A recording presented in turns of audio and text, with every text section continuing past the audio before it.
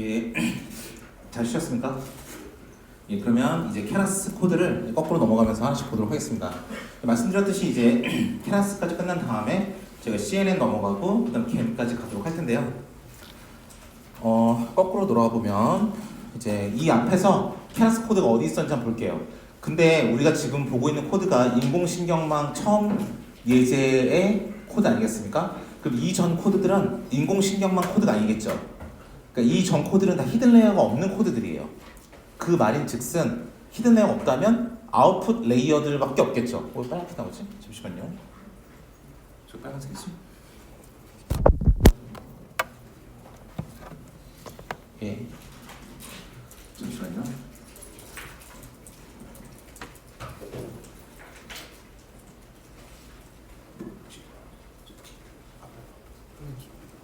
아니시. 예.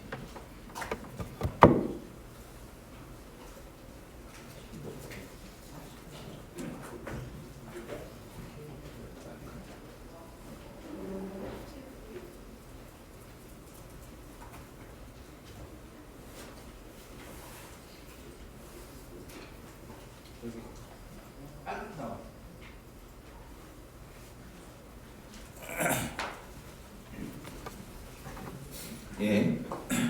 그래서 지금 이게 인공지신경망 코드이기 때문에 우리 히든 레이어가 있어서 저희가 이렇게 모델점 애들을 쓰면서 저희가 여러 개의 레이어를 붙였던 거예요. 그럼 이 전 코드들, 즉 인공신경망 이전 코드들은 이렇게 모델점 애들로 많은 레이어를 붙일 필요가 있나요? 하나도 없죠. 저희는 아웃풋 레이어 하나만 있으면 됩니다. 그래서 지금부터 이제 이전 코드들을 보면서 어떻게 케라스로 설계하는지 보도록 하겠습니다.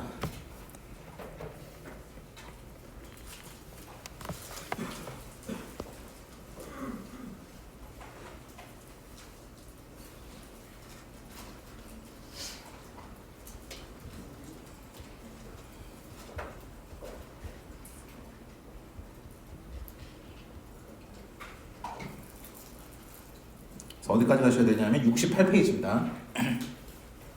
68페이지에 보시면 이제 소프트맥스를 테라스로 구현한 게 있어요. 이게 뭐냐면 우리 ABC 손글씨 예제 있죠? ABC 손글씨 예제를 그대로 테라스로 구현한 겁니다. 그래서 여기 제일 먼저 첫 번째 라인을 보시면 우리가 numpy smp, 두 번째 라인, 세 번째 라인은 드디어 이제 케라스를 만들기 위한 겁니다.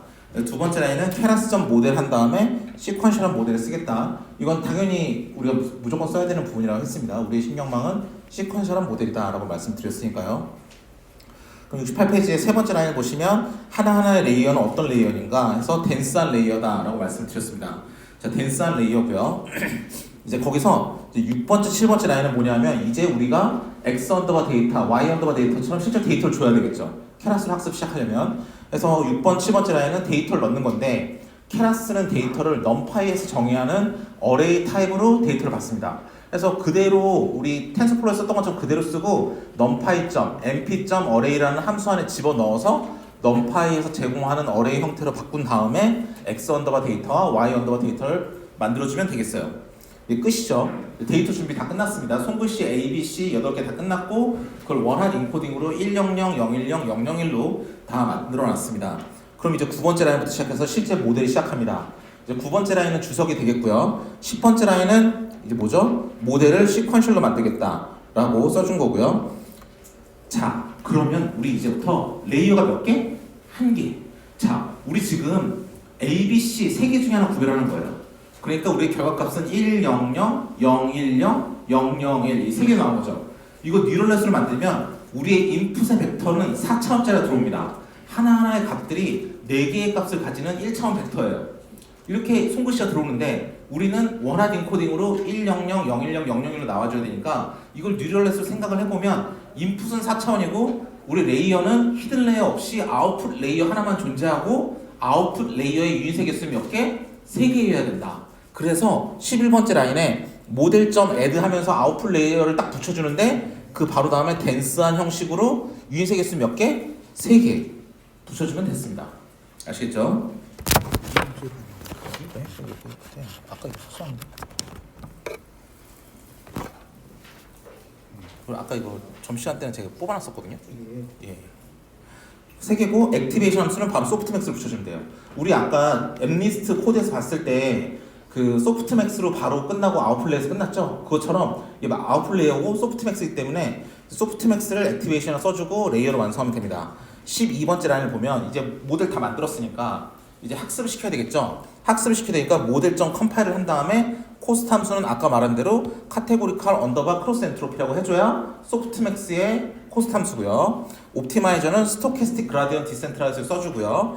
매트릭은 애큐리시를 중심으로 우리 학습할 거니까 애큐리시 써주면 되겠습니다. 그럼 우리 다 만들었어요. 모델 만들었고 그 다음에 코스트 함수 만들었고 트레인드 만들었습니다. 그 다음 실제로 학습을 시키는 건 뭐다? 모델.점 fish다 라고 말씀드렸습니다. 그래서 여기에 x를 놓고 y를 놓고 학습을 시작을 하고요. 여기에 총 10,000번의 학습이 돕니다. 그쵸? 그 다음에 벌보스라는 값에 1로 세팅을 하면 뭐라 그랬죠? 학습되는 과정을 다 보여주세요 라는 소리가 되겠습니다. 그 다음 모델.점 서머리를 하면 아마 그 테이블이 나올 텐데 레이어는 우리 아웃풋 레이어 하나밖에 안 만들었으니까 아웃풋 레이어 하나에 대한 테이블만 나올 거예요. 그 다음에 실제로 모델 다 만들었으면 우리 아까 이 송글씨 ABC 구별하는 거 텐서플로우 코드에서 어떻게 했죠? 새로운 송글씨를 넣어주면서 뭔지 알아맞혀 보세요 이거 했었잖아요. 그게 뭐냐면 numpy.array로 아까 넣었던 새로운 송글씨를 넣어주면서 모델.predict라는 함수를 쓰면 내가 너 지금까지 모델이란 거 안에 지금까지 학습된 게 다 들어있지 않느냐, 여기에 새로운 송글씨를 넣어주면서 여기에 의해서 너의 결과는 무엇이냐, 너의 모델의 추론값이 무엇이냐를 y 언더바 predict에 저장을 합니다. 그래서 그걸 한번 출력해주고 이 값 중에서 제일 큰 값의 위치를 찾으면 그게 제일 앞에 있으면 A, 두 번째면 B, 마지막이면 C 이렇게 되겠죠. 그래서 그것에 대한 numpy.argument max를 써서 제일 앞에 있는 제일 큰 값의 위치를 찾아주면 되겠습니다. 그래서 이 다음 장에 그래서 요 뉴럴 네트워크 굉장히 간단해요. 4차원짜리 인풋이 들어오고 이 유닛 레이어는 아웃풋 레이어 하나밖에 없고 아웃풋 레이어는 유닛이 요거 3개밖에 없고 이런 뉴럴 네트워크가 되겠습니다. 그래서 결과를 보시면 우리가 10,000번 학습한다 그랬고요. 또 학습하는 과정을 다 보여달라고 버블러스라는 세팅을 1로 만들었잖아요. 쭉 학습하는 과정이 이렇게 다 보이고 있습니다. 학습이 다 끝난 다음에 뭘 했죠? 모델.점 서머리를 써서 테이블로 갔죠. 우린 아웃풋 레이어만 만들었고 아웃풋은 덴스하게 만들었고 유닛 개수는 3개였고 자 그러면 이거 파라미터 개수는 몇 개입니까? 자 이렇게 만들었으면 이게 4차원으로 들어오고 있으니까 얘도 4x1이고 얘도 4x1, 4x1을 가지고 있고 바이어스 하나씩 가지고 있고 즉 W는 4, 3, 12, 12개, 바이어스는 3개, 총 15개의 파라미터를 가지고 있어요. 그래서 얘 보면 알겠지만 15개의 파라미터가 있다라고 말하고 있죠. 이렇게 다 보여줄 수 있습니다. 그리고 캐러스 코드 또 있는데 어디 있느냐? 당뇨병 환자 케이스. 자, 당뇨병 환자 데이터 몇 페이지냐면 이게 파워포인트 53페이지입니다. 이거를 캐러스로 구현하면 어떻게 되냐면 그리고 넘어가기 전에 만약에 우리 송글씨 인식기 캐러스 만든 거 이거 성능을 높이고 싶다. 그럼 어떻게 하면 되냐면 히든 레이어 넣어주면 되지 뭐. 그쵸? 여기 히든 레이어 어떻게 넣냐면 10번째 라인과 11번째 라인에다가 모델.add 가로 열고 댄스 한 다음에 유닛 개수 몇 개? 입력 차원이 4차원이라서 4보다 큰 숫자면 좋겠는데 대충 한 10이라고 쓰겠습니다. 10 액티베이션은 뭐 렐로 해가지고 해주면 되겠죠. 이렇게 해서 복사 카피한 다음에 컨트롤 V 한 100번만 해주면 레이어 100개짜리 나오게 되는 겁니다. 이렇게 만들면 되는 거예요. 자, 그럼 다시 이제 우리 당뇨병 환자 데이터 넘어가서 자 여기는 똑같이 numpy를 쓰고 시퀀셜 모델 쓰고 댄스라는 레이어 쓴다. 이 위에 3개는 똑같고 데이터 준비하는 건 우리 이거 아까 x, y라는 거 써서 우리 이거 데이터 이 엑셀에서 받아오는 거 이거 했었죠. 이거 했었죠. 요거 하듯이 가져오는 건데 이게 텐서플로우는 아니고 파이썬에 있는 스킬을 쓴 거예요. 그냥 텐서플로우는 아무 상관없죠. 저렇게 데이터 뽑아와서 x 언더바 데이터, y 언더바 데이터를 만들었던 건 파이썬에 있는 함수를 갖다 쓴 거예요. numpy랑. 그러니까 얘는 이거 그대로 캐러스에도 그냥 복붙해서 쓰면 되는 겁니다. 그렇죠? 그래서 얘도 보시면 알겠지만 캐러스에 있는 걸 이렇게 복사해서 붙여서 썼어요. 요거 두 개는 요 6번, 7번, 8번 라인은 우리 텐서플로우에 있던 코드 그대로 카피해서 붙여놓은 겁니다. 그럼 x 언더바 데이터, y 언더바 데이터 그대로 다 만든 거예요. 그리고 얘는 굳이 numpy.array를 할 필요가 없는 이유가 이미 로드 텍스트를 numpy에서 받았기 때문에 이미 numpy.array 타입으로 되어 있습니다. 그럼 굳이 여기다 또다시 numpy.array라는 거 안에 넣어서 x 언더바 데이터, y 언더바 데이터를 만들 필요가 없다라는 것입니다. 그럼 일단 실제로 학습하는 걸 만들어야 되는데 캐러스를 만들면 뉴럴 넷이 어떻게 생긴지 알아야 돼요. 얘는 결론값이 뭐로 나옵니까? 당뇨병 환자다, 아니다, 0, 1 이렇게 나오죠. 그러니까 얘는 출력이 하나예요. 그러니까 얘는 뉴럴 네트워크가 유닛 하나짜리야. 레이어도 아웃풋 레이어 하나밖에 없고 유닛도 하나야. 0과 1로 말하면 히든 레이어는 없어요. 그러니까 아웃풋 레이어의 유닛의 엑스는 하나다. 대신 나한테 들어오는 인풋의 사이즈는 얼마? 8이다. 맞죠? 그래서 이렇게 생긴 겁니다. 얘는 아웃풋 레이어인데 여기 유닛이 하나밖에 없어요. 그러니까 아웃풋이 하나예요. 근데 나한테 들어오는 인풋 사이즈는 8이라는 거죠. 그렇죠? 그래서 얘는 레이어를 만들 때 모델을 시퀀셜하게 만들고 그 다음에 모델.add로 레이어를 붙이는데 덴스한 형식을 붙이고 유닛의 개수는 1개다. 그래서 액티베이션 함수는 시그모이드 이렇게 쓰면 0과 1을 판단하는 시그모이드가 붙어 들어갑니다. 맞죠? 자, 시그모이드에서 코스트 함수는 뭐냐면요. 원래 엔트로피 함수를 불렀잖아요. 근데 카테고리칼 언더바 크로스 엔트로피 하면 우리 케라스에서는 소프트맥스 쓰는 코스트 함수가 된다 했어요. 근데 카테고리칼하고 안 쓰고 바이너리 언더바 크로스 엔트로피라 쓰면 0과 1을 구별하기 위한 엔트로피 함수다라는 의미로 이게 바로 바이너리 클래시피케이션 쓰는 코스트 함수가 되겠습니다. 로스를 이렇게만 세팅해주면 케라스에서 알아서 바이너리 클래시피케이션 할 수 있는 형태로 넘어가고요. 옵티마이저는 지금까지 맨날 써왔던 스토캐스틱 그라디언트 디센트 SGD 쓰고 매트릭은 당연히 애큐리시 기준으로 우리는 학습하겠다고 말을 하고요. 그래서 모델.컴파일을 넣어주면 딱 됩니다. 쉽죠? 그 다음에 모델.fit으로 학습을 시켜줘야 되죠? x 언더바 데이터 대문자 x 넣고 y 언더바 데이터 y 넣고요. 총 1000번을 학습하고 학습하는 과정을 다 보고 싶다고 했고요. 마지막으로 모델.서머를 써서 이 모델이 어떻게 생겼는지 보여줍니다. 자, 모델.서머의 파라미터 몇 개 있을까요? W 값 8개 있습니다. 왜냐면 x가 8개 가로 벡터로 들어오니까 w는 8x1으로 만들었겠죠? w 값 8개, b는 몇 개? 1개. 합해서 총 9개 나와야 됩니다. 보시면 이렇게 9개 잘 나오고요. 유인 하나밖에 없었으니까 1이라고 나오고요. 덴스하다 나오고 이거는 1000번 학습시킨 과정 쭉 보여주고 있고요.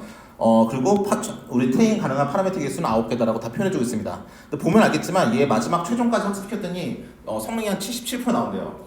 근데 우리 아까 텐서플로우 성능 기억나시는지 모르겠지만 이 당뇨병 환자 아무리 용을 써도 얼마 나온다? 76.9%, 77% 나온다고 했어요. 케라스도 똑같죠. 즉 주어진 이 데이터의 분포상 우리 리니어하게 클래시피케이션 하면 맥시멈 77%라는 소리예요. 더 이상 안 나와요 원래. 근데 이거를 내가 80 이상 올리고 싶다. 그러면 히든 레이어 만들어줘야지 뭐. 그쵸? 그러면 11번째 라인과 12번째 라인 요 사이에다가 모델.add를 한 다음에 그 다음에 덴스라고 한 다음에 유닛의 개수 여기 인풋의 사이즈가 8이니까 8보다 큰 값 한 10 정도로 해서 액티베이션은 뭐 시그모이드 해가지고 쭉 붙여주면 되겠습니다. 뭐 렐루를 하든지 이렇게 히든 레이어 쫙 만들어주면 여러분은 히든 레이어를 많이 가질 수 있으니까 성능은 더 올라가게 될 거예요. 예, 제가 그래서 이거 대학원이나 학교에서 수업할 때 이거 성능 한 90몇 프로 올려봐라 뭐 이런 것도 한번 해본 적이 있긴 합니다. 쉽죠 그런 숙제들은.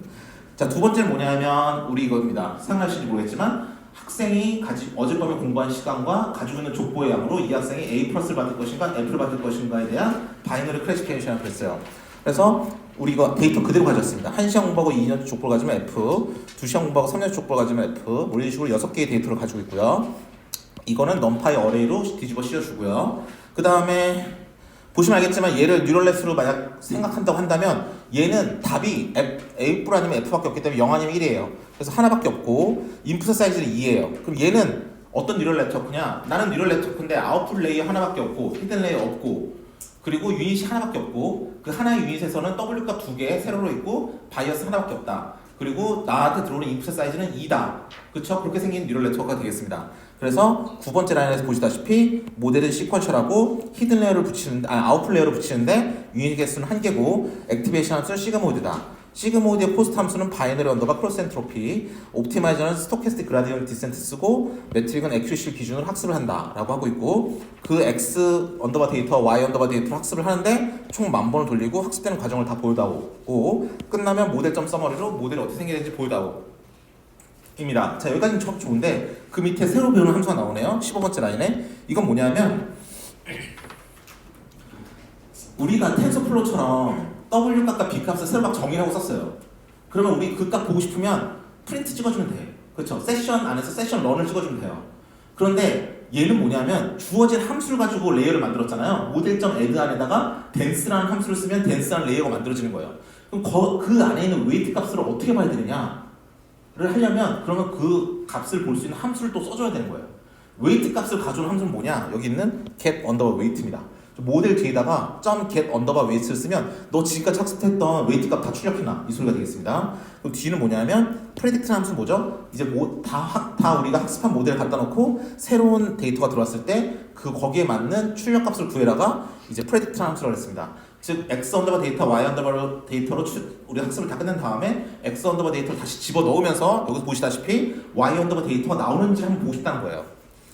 보시면 우리가 벌버스 1로 했으니까 학습하는 과정이 다 보이고요. 그 다음 파라미터 개수는 w 2개, b 하나니까 합해서 3개가 나올 것이고요. 유닛 개수는 1개였고 현재 파라미터는 3개를 학습하고 있다 보여주고 있고요. get 언더바 웨이스로 웨이트 값을 출력했습니다. w 값 2개, 바이어스 값 하나라고 그랬죠. w 값 2개가 세로 벡터로 되어 있었잖아요. 그러니까 이렇게 세로 벡터로 w 값 2개가 나와요. 바이어스 값도 이렇게 하나가 나와요. get 언더바 웨이스라는 함수를 썼기 때문에 그렇습니다. 그 다음에 어떻게 했죠? x 언더바 데이터를 여기 다시 다 집어넣으면서 y 언더바 데이터가 나온지를 봤어요. 그래서 이런 값이 나왔는데 위에 있는 3개는 0.5보다 크고 밑에 있는 3개는 0.5보다 작습니다. 아니 위에 있는 3개는 0.5보다 작고 밑에 있는 3개는 0.5보다 큽니다. 따라서 000111이 나온 거겠죠? 그래서 보시다시피 000111로 우리가 잘 추론을 했다라고 볼 수 있겠습니다. 이렇게 캐러스를 쓰시면 되고요. 자, 이게 바이너리 클래시피케이션이었으니까 그 마지막 남은 건 이제 리니어 리그레션을 캐러스로 쓴 거네요. 자, 리니어 리그레션 캐러스를 쓴 건데요. 얘가 정말 세상 제일 간단합니다. 자, 일단 히든 레이어는 당연히 없고 우리가 뉴럴넷 배우기 전이니까 아웃풋 레이어 하나가 있어요. 근데 얘는 어떤 네트워크냐면 1 넣었을 때 1 나오고 2 넣었을 때 2 나오고 3 넣었을 때 3 나오는 거래. 그러면 진짜 아웃풋 레이어 하나밖에 없고 아웃풋 레이어는 유닛이 하나밖에 없고 그 유닛도 출력이 하나인데 당연히 유닛이가 당연히 출력이 하나인데 입력도 하나야. 이거보다 간단한 뉴럴넷은 없습니다. 그쵸? 그래서 x 언더바 데이터, y 언더바 데이터를 1 넣었을 때 1, 2 넣었을 때 2, 3 넣었을 때 3이 나온다 라고 표현을 한 다음에 모델을 시퀀셜하게 만든다 하고 덴스한 레이어로 1 써주면 됩니다. 그 다음에 액티베이션 써줘야 되는데 여기 보시면 알겠죠? 인풋 언더바 디멘션을 1이라고 써놨어요. 이거 뭐냐면 우리 솔직히 인풋이 8차원인지 2차원인지 지금까지 신경 안 써도 됐어요. 알아서 자동으로 알아맞혔거든요. 쟤는 뭐냐면 옵션이에요. 안 써도 돼요. 옵션입니다. 예, 안 써도 돼요. 근데 제가 한번 써봤어요. 있길래. 근데 원래는 지금까지 우리 이전에 나한테 오는 인풋 사이즈가 얼마인지 생각도 안 하고 그냥 복붙해서 붙여 썼잖아요. 근데 실제로는 저렇게 인풋 언더바 디멘션이라고 세팅을 해줄 수도 있다는 겁니다. 근데 일반적으로 안 하겠죠, 다. 근데 한번 써봤고요. 그래서 원래는 덴스 안에다가 1만 쓰고 가로닫기 해야 돼요. 원래 저 안에 액티베이션은 무엇입니다 이렇게 써준 게 있었는데 지금은 액티베이션 함수 안 쓰잖아요. 리니어 리그레션이니까. 그렇죠? 그렇기 때문에 우리가 액티베이션 함수 안 쓰고 그냥 선형의 결합만 하면 되는 거였기 때문에 그냥 1만 쓰고 가로닫고 끝나도 됩니다. 그런 다음에 그러면 선형의 회귀 분석은 우리 코스 함수 뭐였죠? 최소 자승법. 최소 자승법 영어로 말하면 mean square error라고 말합니다. mean square error. 에러가 뭐냐면 모델과 실제 값의 차이를 에러라고 하고요. 스퀘어는 뭐냐면 그걸 제곱했다는 거고요. mean은 평균을 했다는 소리죠. 그래서 MSE, mean square error 쓰는데 따라서 컴파일 안에다 코스트 함수를 이름을 MSE라고 씁니다. 민스케어러, 즉 최소 자승법으로 옵티마이제이션 해라 이 소리고 옵티마이저는 원래 SGD 쓰면 되는데 그냥 아담 한번 써봤습니다. 뭐 매트릭은 에큐리시라고 뭐 써도 되고 안 써도 되고 이 경우는 그렇습니다. 모델점 피스로 학습을 시작하는데 x 값과 y 값 넣고 총 1000번을 돌리고 학습하는 과정은 보고 싶지 않다. 0. 그러니까 결과만 딱 나올 거예요.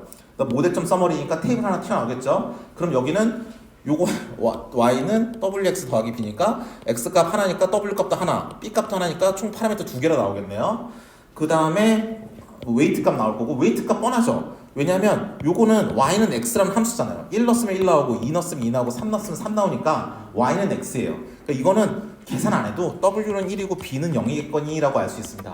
get 언더바 웨이스 했을 때 과연 w는 1이 나오고 b는 0이 나오는지 한번 확인해 보시면 되고요. 마지막으로 4를 넣었을 때 뭐가 나오겠느냐라고 프레딕트 한번 넣어봤어요. 4에 가까운 값이 출력되는지 한번 보시면 되고요. 이 18번째 라인부터는 관련은 없지만 제가 한번 플로팅 한번 해봤습니다. 지금까지 플로팅 한 적이 한 번도 없어가지고 재미삼아 한번 해본 건데 스캐터는 뭐냐면 x 언더바 데이터, y 언더바 데이터를 그냥 좌표에 뿌리라는 거예요. 1,1, 2,2, 3,3 뿌리겠죠. 그 다음 플러스 뭐냐면 그들을 다 이어주라는 거고요. 그리드는 뭐냐면 그 뒤에 회색으로 바둑판을 깔아주라는 거고요. true니까 바둑판이 생기겠죠. 그 다음에 마지막으로 plt.show를 해야 눈에 보입니다. 자, 저 함수들 다 plt라는 거 걸려있죠. 저 plt는 뭐냐면 이 위로 올라가면 이 위에 두 번째 라인에 matplotlib이라고 해서 이게 매스매틱과 플로팅 라이브러리입니다. 파이썬에서는 플로팅 라이브러리인데 저 맨날 저거 다 쓰기 좀 빡세니까 SPLT라 써놨죠? 저 그러니까 PLT라고 쓰면 그 멜레에서 쓰는 플로팅 라이브러리를 다 가져와서 그림을 그려줄 수 있는 겁니다. 혹시 필요할지 몰라서 한번 그려봤는데요. 아까 했듯이 솔직히 뭐 학습하는 과정을 보지 않으니까 이거 다 필요 없고 이 밑에부터 이제 모델.점 사머리부터 보기 시작합니다. 그래서 하나의 유닛밖에 없는 우리가 네트워크라고 알 수 있고 파라미터는 W 한 개, B 한 개니까 2라고 그랬고 W는 1에 가까운 값, B는 0에 가까운 값이라고 그랬는데 보호하니 get 언더바 weights로 한번 함수 찍어보니까 W는 0.999888 거의 1에 가까운 값, B는 0.00024 뭐 한 0에 가까운 값 제대로 잘 나오고 있네요. 그 다음에 뭐 했죠? 4라는 값을 집어넣으면서 진짜 4가 나온지 봤더니 3.9998이 나왔어요. 이 정도는 4에 나왔다고 볼 수 있겠습니다. 그 다음에 플로팅 했죠? 보시는 바와 같이 점 찍고 플롯이라는 함수로 스캐터라는 함수로 점 찍고 플롯이라는 함수로 선 그리고 그리드라는 함수로 밑에 회색 바둑판 깔아주고 쇼라는 함수로 눈에 이게 보여주면 되겠습니다. 이게 바로 여러분 강의 교환에는 캐라스 코드를 다 본 결과입니다. 어렵지 않죠? 여러분 30분 만에 캐라스를 다 배웠어요. 캐라스 너무 쉽습니다. 예, 쉬운데 그래서 여러분이 빠르게 코드를 구현해서 과연 이게 잘 동작하는지에 대한 피저빌리티를 볼 때는 아주 유용해요. 자, 이제 CNN으로 넘어가 보도록 할게요.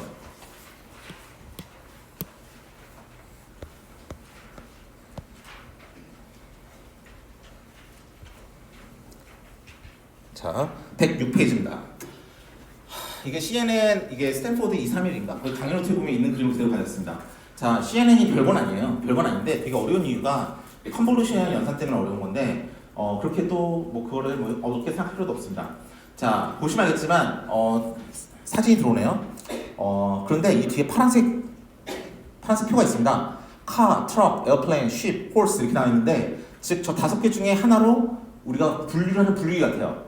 근데 카가 제일 길죠. 녹색으로. 그 말은 뭐냐면 자동차 확률이 제일 높다라는 소리고 그래서 이건 자동차입니다. 자동차니까 대답했을 것 같아요. 아이고. 그러면 이게 뭐랑 같냐면 소프트맥스 같잖아요, 왠지. 소프트맥스 이렇게 했었죠.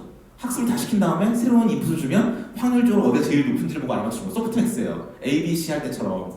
근데 그 앞에다가 여러 가지 단계를 붙이는 거예요.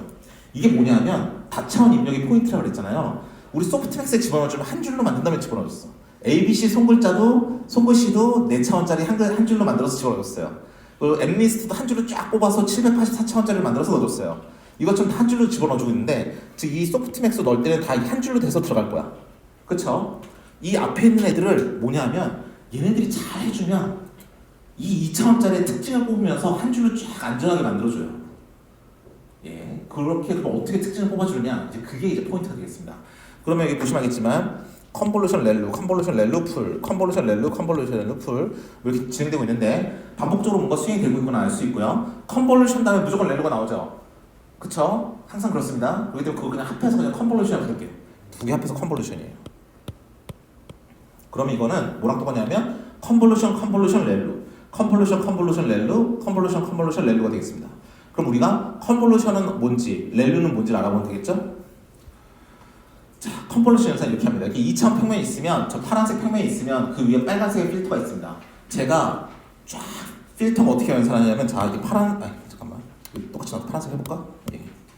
자, 제가 이렇게 파란색의 평면이 이렇게 있어요. 파란색 그림이 있으면 여기다가 이제 빨간색으로 필터가 이렇게 있어요. 뭔 짓을 하느냐? 이 빨간색 필터는 W 값입니다. W1, W2, 얘는 W3, 얘는 W4예요. 이 빨간색 필터 뒤에 붙어있는 파란색은 X 값들이에요. X1, X2, X3, X4예요. 그럼 내가 저기 딱 붙어있던 건 뭐냐면 빨간색 값과 W 값과 뒤에 자기가 붙어있는 파란색의 X1, X2, X3, X4를 요거 비트 와이즈로 얘가 얘 뒤에 있는 값과 얘가 얘 뒤에 있는 값과 하나씩 곱한 다음에 얘를 다 더해줘요. 즉 W1과 자기 자신에 있던 X1, W2와 그 위치에 있던 X2, 기타 등등해서 W4와 그 위치에 있던 X4를 다 더해줘요. B는 있으면 많아. 0을 하면 되는 거니까 다 곱해줘서 그러니까 W와 자기 밑에 깔려있는 X값, 이 W와 얘 밑에 깔려있는 X값, 이 W와 이 밑에 깔려있는 X값, 이 W와 이 밑에 있는 박스 값을 각각 곱한 다음에 얘를 더해줘서 하나의 값으로 만들어줘요. 원 넘버로 만들어줘요.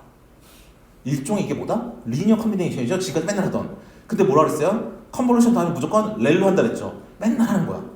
우리 그 히든 레어 쌓듯이 리니어 컨비네이션 한 다음에 시그모드 씌워주는 거예요. 지금 아시겠죠? 좀 그걸 한 거예요. 이렇게 한 번 하고 끝난 게 아니라 얘를 쫙 훑어서 나갑니다. 이렇게. 그러면 이게 쫙 훑어서 나면 이 점들이 다 모여서 하나의 평면을 만들겠죠. 이게 바로 액티베이션에 의한 결과값을 모은 거다 해서 액티베이션 맵이라고 부르기도 하고 피처를 뽑아내는 과정에서 나온 결과에서 피처 맵이라고 합니다. 용어는 두 개를 섞었어요. 액티베이션 맵, 피처 맵 똑같은 겁니다. 이게 피처 맵을 만들어요. 근데 필터를 하나만 쓰는 게 아니야. 이 빨간색이 필터라고 부르거든요. 얘가 1번 필터로 이걸 다 끝나서 액티베이션 맵 1번을 만들었으면 2번 필터를 가져와서 쫙 훑고 지나면서 2번 맵을 만들어요. 3번 와서 3번이 훑고 지나면서 3번 맵을 만들어요. 그것처럼 6개의 필터를 썼다? 그럼 6개의 맵이 생깁니다. 이렇게 해주는 거예요.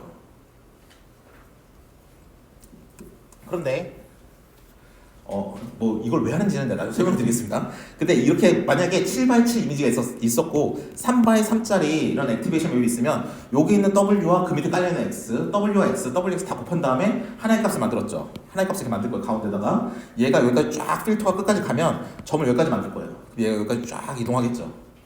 그래서 총 이렇게 생긴 액티베이션 맵이 만들어지겠죠. 보면 알겠지만 액티베이션 맵은 자기 원본보다 살짝 크기가 작아집니다. 어쩔 수 없어요, 이건. 그쵸? 어쩔 수 없습니다. 이걸 방지하기 위한 방법이 있어요. 패딩이라고 해서 이 다음에 나오듯이 미리 작아질 걸 예상하고 0으로 한번 삥 둘러줘요. 그럼 살짝 키워놓은 다음에 돌려버리면 사이즈가 작아지진 않겠죠? 그렇죠? 사이즈 이만큼 있었는데 살짝 키워놓은 다음에 우리가 액티베이션 맵을 쫙 그 필터를 쫙 돌려버리면 액티베이션 맵은 다시 원본처럼 작아질 거예요. 이렇게 한 바퀴 삥 돌리는 거 패딩이라고 합니다. 제로 패딩, 0으로 다 이렇게 돌려줘요. 0이기 때문에 W 값이 곱해진다라서 값이 왜곡되진 않습니다. 사라질 거니까 0으로 곱해줘서. 그럼 패딩이라는 거고요. 또 뭐가 있냐면 사실 제가 원래 석사 때 전공이 비디오 쪽이었는데 비디오 하는 거 보면 그때 1080 P프레임 많이 썼거든요. 그래서 제가 뭐 회사도 석사 끝난 다음에 LG전자에서 이제 멀티미디어 연구소에서 이제 TV 만드는 쪽에 있었는데 1080 P프레임이다 그러면 1080이면 뭡니까? 세로로 1080개의 픽셀, 가로는 1920개의 픽셀이 있습니다. 합하면 200만 개거든요. 그거를 이렇게 필터를 가지고 하나씩 꼼꼼하게 한다고 해보세요. 한 번 필터 돌리는데 시간 어마무시하게 많이 걸리겠죠. 그렇기 때문에 얘네들이 지금은 간단한 픽셀 사이즈가 이렇지만 이게 사이즈가 엄청 커지면 엄청 시간이 많이 걸립니다. CNN 일반적으로 시간이 많이 걸리는 이유가 바로 이 컨볼루션 연산 때문에 그래요. 어떻게 하냐? 그래서 그렇게 대형 화면에다가 그런 거는 너무 하나하나 꼼꼼하게 보지 말고 하나별로 하나씩 하자. 그래서 뭐냐 하면 지금은 이렇게 했지만 그 다음은 바로 옆으로 가지 말고 그걸 스트라이드라고 부릅니다. 스트라이드가 2면 하나 건너뛰어서 얘를 보자. 그 다음에 얘 이렇게 보는 거예요. 두 개마다 하나씩 보는 거죠. 스트라이드를 2로 세팅하면 이렇게 하면 됩니다. 그러면 여기 원 넘버가 이렇게 3개 생기니까 결국은 3x3짜리로 액티베이션 맵이 나올 거예요. 물론 액티베이션 맵의 사이즈가 절반으로 줄었어. 가로 절반, 세로 절반, 4분의 1로 줄었어요. 그렇지만 그래서 좀 성능을 잃어버렸지만 속도는 개선할 수 있어. CNN은 속도가 느린 게 문제이기 때문에 이게 의미가 있는 거고요. 또 1080 P프레임처럼 1080 곱하기 1920 이런 프레임은 그 하나하나 그 디테일한 한 칸이 그렇게 중요하진 않아요. 그러니까 그때는 하나씩 스킵하면서 가는 게 훨씬 빠르다라는 게 이제 스트라이드라는 개념입니다. 나중에 저거를 CNN 설계할 때 함수의 파라미터를 집어넣기 때문에 설명을 드린 거가 되겠습니다. 이렇게 되겠고요. 그러면 이게 끝났습니다. CNN. 이게 뭐지? 싶은데 컨볼루션 연산이 끝났어요. 즉 여기 보시면 알겠지만 원본이 이렇게 있고요. 사실 CNN 그림 그리기 힘들어서 제가 다른 데 있는 그림을 따오긴 했는데 이 그림이 약간 제가 볼 때는 CNN을 잘 이해하지 못하신 분 같아요. 왜냐하면 이게 보라색 필터, 분홍색 필터, 파란색 필터를 썼으면 얘는 보라색 필터에 대한 결과이기 때문에 이게 다 보라색으로 그려야 되는데 섞어놨네. 얘도 분홍색으로 그려야 되고 얘는 파란색으로만 써야 되는데 이게 각각 필터에 따라서 액티베이션 맵이 하나, 둘, 세 개가 나온 거예요.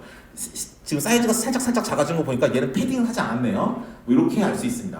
즉 얘는 필터를 몇 개 썼는지에 따라서 액티베이션 맵 숫자가 막 바뀌기 때문에 지금 사이즈가 되게 무시막지하게 늘어날 수 있습니다. 이렇게 사이즈가 폭발적으로 늘어난 걸 막기 위해서 우리 나오는 개념이 이제 풀링이 되겠습니다. 풀링은 뭐냐면 우리 샘플링이라고 부르고 뭐 다운 샘플링, 서브 샘플링 이렇게 부르기도 합니다. 얘는 뭐냐면 보시는 바와 같이 전체 이미지 개수 64개예요. 내가 액티베이션 맵 필터를 64개 썼다. 그럼 나한테 액티베이션 맵이 64개가 막 올 거예요. 근데 사이즈가 224 곱하기 224였는데 내가 일단 너무 사이즈가 갑자기 급격하게 늘어나니까 필터 하나 쓸 때마다 원본만큼 사이즈가 팍팍 늘어나니까 내가 그걸 막기 위해서 사이즈를 줄여주겠다. 그래서 만약에 풀 사이즈 2로 하면 세로 반, 가로 반으로 깎아버립니다. 사이즈가 112로 세로로 반, 가로 반 깎여요. 이것을 다운 샘플링 혹은 서브 샘플링 혹은 풀링 이렇게 부릅니다. 신호철 하신 분들은 이제 샘플링이라는 말을 쓰시니까. 자, 근데 그럼 어떻게 하냐? 이미지에서는 하는 방식이 그냥 이렇게 네 칸을 보고 이 중에서 제일 큰 걸 잡습니다. 큰 거 해서 6, 8, 3, 4 가져오면 이게 맥스 풀링이라는 기법입니다. 근데 이걸 쓰는 이유가 맥스 풀링이 항상 맞진 않아요. 근데 CNN은 2차원 이상의 데이터를 다룰 때 의미가 있다 그랬죠. 그래서 이미지에 주로 많이 쓰입니다. 근데 이미지에서는 값이 클수록 좀 더 의미가 크다라고 보는 경우가 많습니다. 예를 들어서 뭐 PSNL 값이 크다든지 뭐 이런 식으로. 그래서 맥스 풀링이 좀 더 효과가 좋다고 말을 많이 하기 때문에 맥스 풀링을 써요.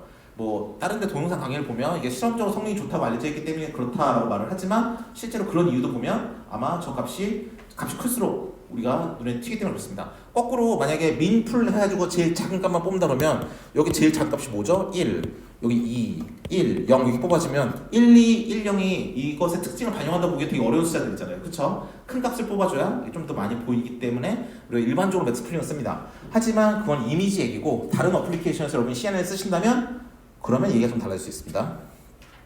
자, 그래서 사이즈를 줄이고 풀링이다 해서 얘기가 다 끝났어요. 자, 이게 이제 기본적인 예제인데 보시면 알겠지만 이미지가 24x 24였어요. 근데 그 다음 레이어로 갔더니 20x 20으로 살짝 사이즈가 작아지면서 개수가 4개가 됐어. 뭐 한 거죠? 컨볼루션 했습니다. 그쵸? 컨볼루션 하고 필터 4개 썼어요. 그러니까 액티베이션 법이 4개가 나왔지. 근데 한 칸 더 갔더니 얘 이때부터는 사이즈만 반반으로 줄어서 4분의 1이 됐고 개수는 그대로래. 아, 얘 풀링 했나 보다 알 수 있어요. 컨볼루션 한번, 풀링 한번. 그 다음을 봤더니 10x 10에서 사이즈가 8x 8로 살짝 줄어든 다음에 개수가 또 8개가 됐대요. 자, 우리가 약속한 거 뭐냐면 우리 4개에서 8개로 갔기 때문에 두 번째는 필터 2개 쓴 거 아닙니까? 라고 하지만 관용적으로 그냥 그 개수를 가지고 불러줍니다. 지금 두 번째 컨볼루션에서는 필터 8개 쓴 거예요. 필터 8개 써서 컨볼루션 했어요. 얘를 또 사이즈가 또 반반 줄어들었네요. 개수는 그대로고 해서 얘는 풀링을 했구나 알 수 있습니다. 이거 다 끝난 다음에 어떻게 하느냐? 이때는 우리가 엠리스트에서 했던 것처럼 한 줄로 늘려줘도 됩니다.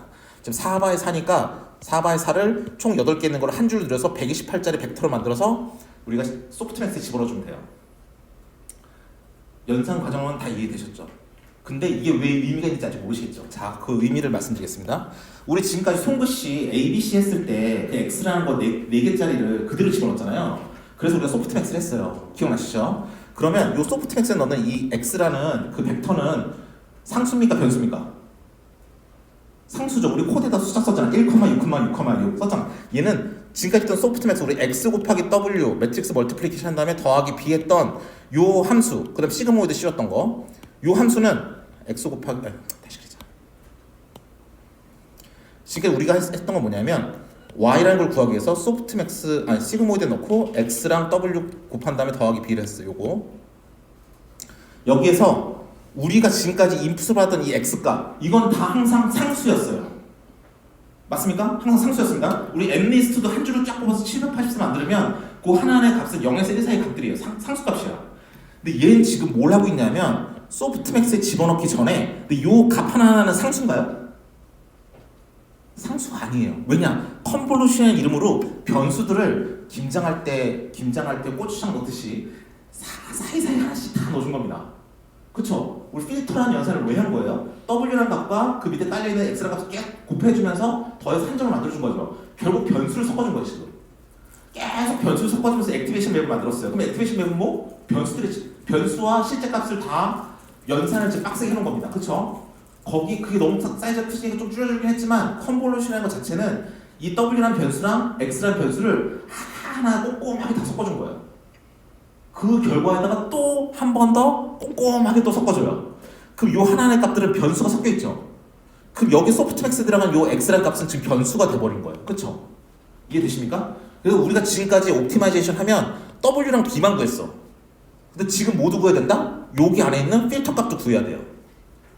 옵티마이제이션 하면. 그러니까 트레이닝 단계에서 어떻게 된 거냐면 우리가 전처리 해준다 그랬잖아요. 미리. 그건 뭐냐면 저 필터 값도 구해주는 거야.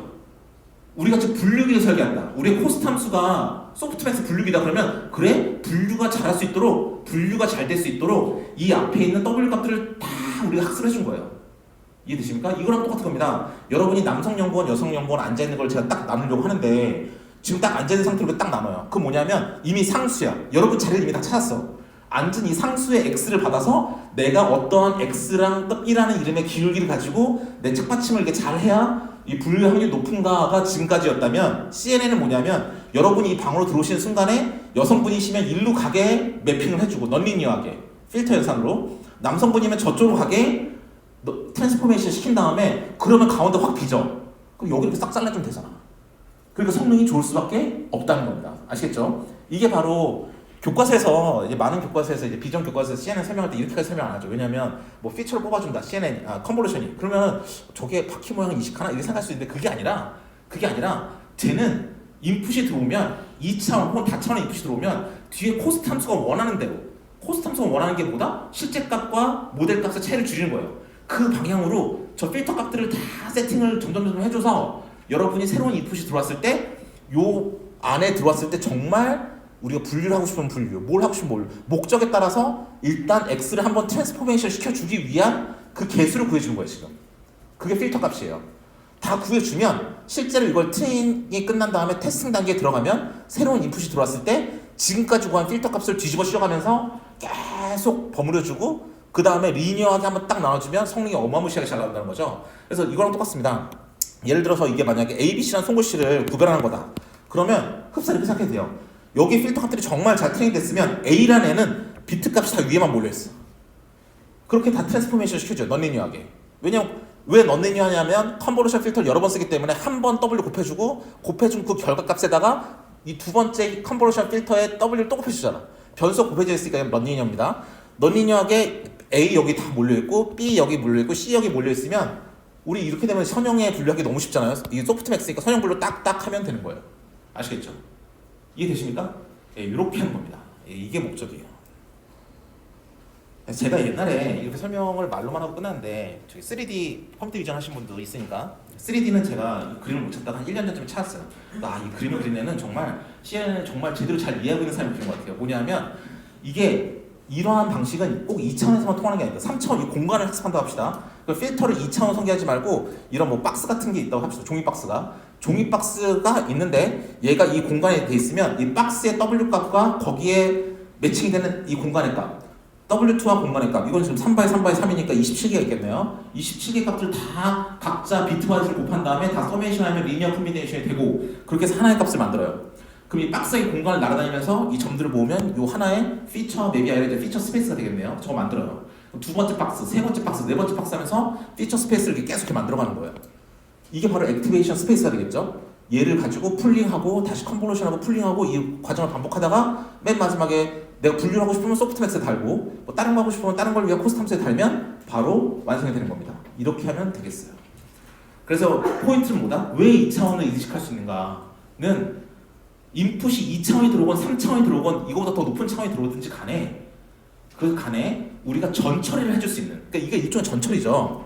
우리가 여기서 이게 전처리, 이 소프트맥스에 들어갔을 때 성능이 잘 나오게 전처리할 수 있게 그 전처리기의 파라미터를 내가 트레이닝하는 거다라고 보시면 되겠습니다. 그래서 이 파라미터를 CNN 트레이닝이 다 끝나보면 어떠한 인풋이 들어오더라도 그 인풋에 맞게 다 비트가 세팅이 잘 될 거예요. 그러니까 걔가 1차원 매핑이 되더라도 우리가 분류를 하겠다는 그 목적 자체가 변하지는 않는 거죠. 그 목적에 반하지 않게 잘 우리가 배치가 되어 있겠죠. 그 다음에 우리가 소프트맥스를 해주면 되겠습니다. 플러스로 이 뒤에다가 지금 소프트맥스 하고 있지만 우리가 여기다가 이런 것도 할 수 있지 않겠습니까? 얘를 지금 간단한 소프트맥스 말했지만 여기다 딥러닝 구조를 만들어도 돼요. 솔직히 그렇잖아요. 우리 하나의 벡터로 잘 만들었으면 얘를 히든레이어 한 5개 그 다음 쌓은 다음에 소프트맥스 달아도 돼요. 그러니까 그런 것도 가능합니다. 다만 이 경우는 뭐가 문제되냐면 일반적으로 성능이 좋아요. 여러분이 구현하다 보면 99% 이상 성능이 좋은데 언제가 삐끗하냐면 이미 우리가 아까 지난번에 했듯이 95%, 96% 성능이 너무 잘 나오잖아요. 그때는 살짝 성능이 낮아질 수 있어요. 왜냐하면 이게 만약에 리니어 클래시피케이션밖에 안 돼요. 그럼 우리 이게 조인트 옵티마이제이션이잖아요. 일종의 W랑 B만 구하는 게 아니라 이 X에 있는 파라미터 이 세 개를 동시에 다 지금 옵티마이제이션 해주고 있는 거예요. 그러면 어떻게 되냐? 내가 지금 D가 없어. 내 소프트맥스가 성능이 안 좋아. 소프트맥스 리니어 클래시피케이션밖에 못하니까 그러면 진짜 빡세게 이 앞에 파라미터 트레이닝 할 거예요. 그래야 최대한 리니어를 하더라도 성능이 잘 나오고 얘네들 파라미터 빡세게 트레이닝 하겠죠.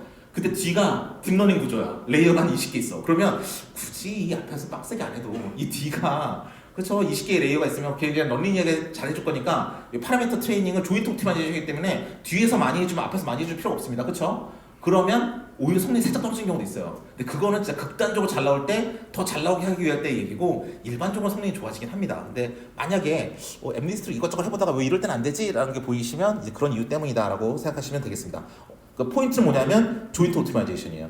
우리 W랑 B만 찾고 있었다. 하지만 지금 X가 아니라 X도 하나의 변수처럼 돼버렸다. 그 X 안에도 뭐가 많이 변수가 섞여 있으니까 필터 값이 구현은 뭐 이렇게 하는데 솔직히 텐서플로우로 구현은 권하지 않습니다. 겁나 빡세요. 왜냐? 보여드리면 압니다. 뭐 이런 식으로 웨이트 값하고 컨볼루션이라는 함수를 넣어서 이미지를 넣고 웨이트 값 넣고 스트라이드 세팅하는데 요 가운데만 있고 얘네들은 의미 없는 값이고 뭐 이런 식으로 돼 있어요. 그래서 얘네들은 엄청 빡센데 우리 컨볼루션 관련돼서는 우리가 케라스 코드로 보도록 하겠습니다. 케라스 코드 훨씬 보기 쉬우니까.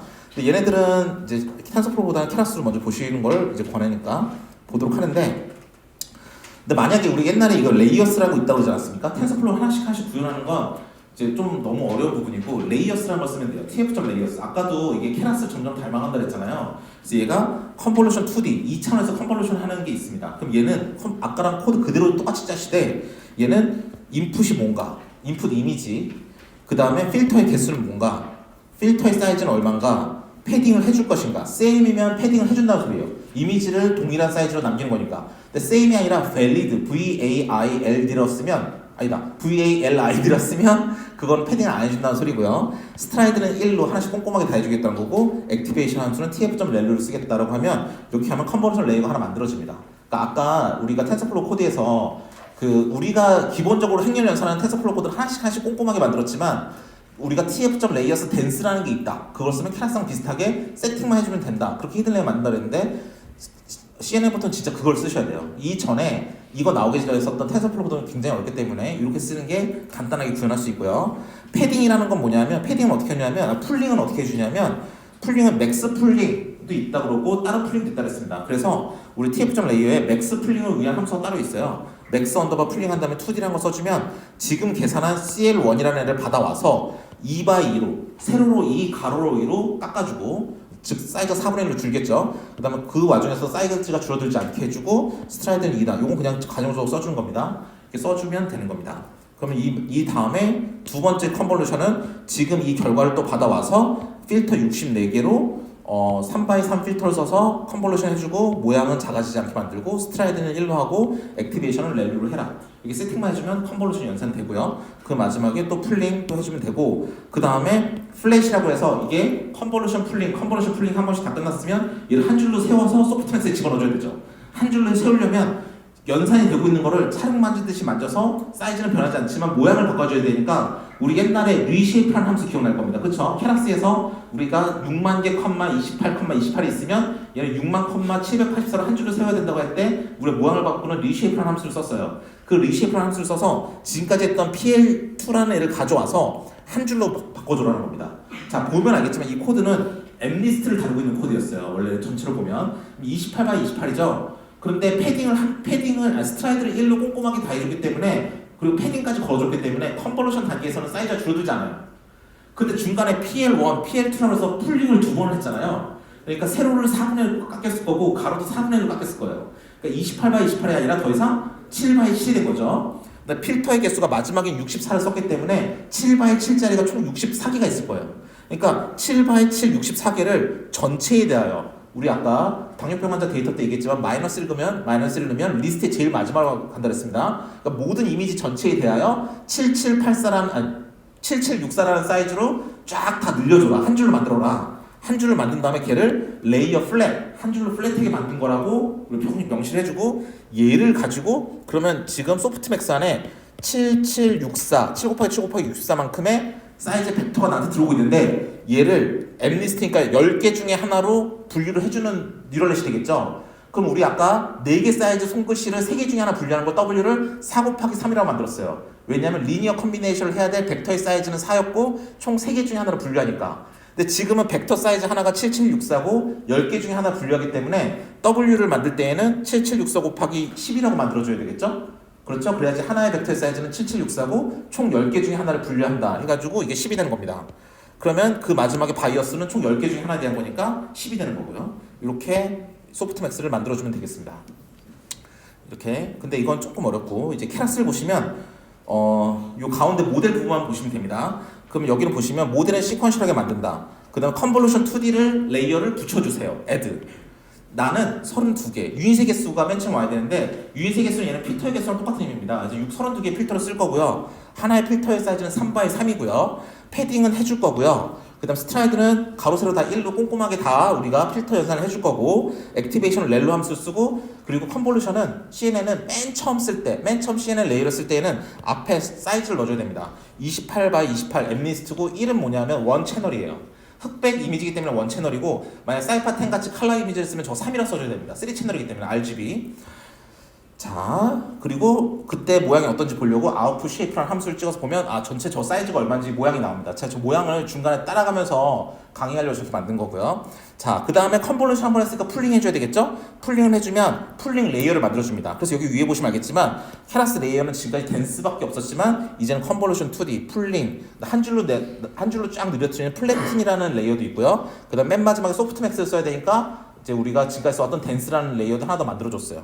이런 레이어들을 쓰겠다라고 말을 하고 시작하는 겁니다. 자, 그런 다음에 풀링을 하면 어떻게 할 거다? 2x2 가로로 반, 세로로 반 깎아주겠다 말하고 있고 모델점 아웃풋 쓰면서 이때 풀링한 결과의 사이즈를 보고요.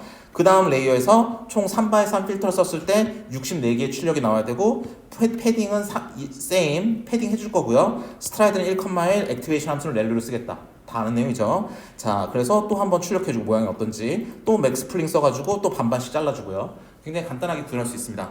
그래서 아웃풋 레이어 보고 한 줄로 세워준 다음에 소프트맥스로 10개 중에 하나 구별하게 그냥 집어넣어줘라. 그럼 소프트맥스를 달고 그냥 끝나버리면 되는 겁니다. 완전 간단하죠? 이렇게 하시면 되겠습니다. 소프트맥스 때문에 당연히 카테고리칼 크로스 엔트로피고 SG, 스토캐스틱 그라디언트 디센트로 학습을 시키면 되는 거고요. 나머지는 다 똑같습니다.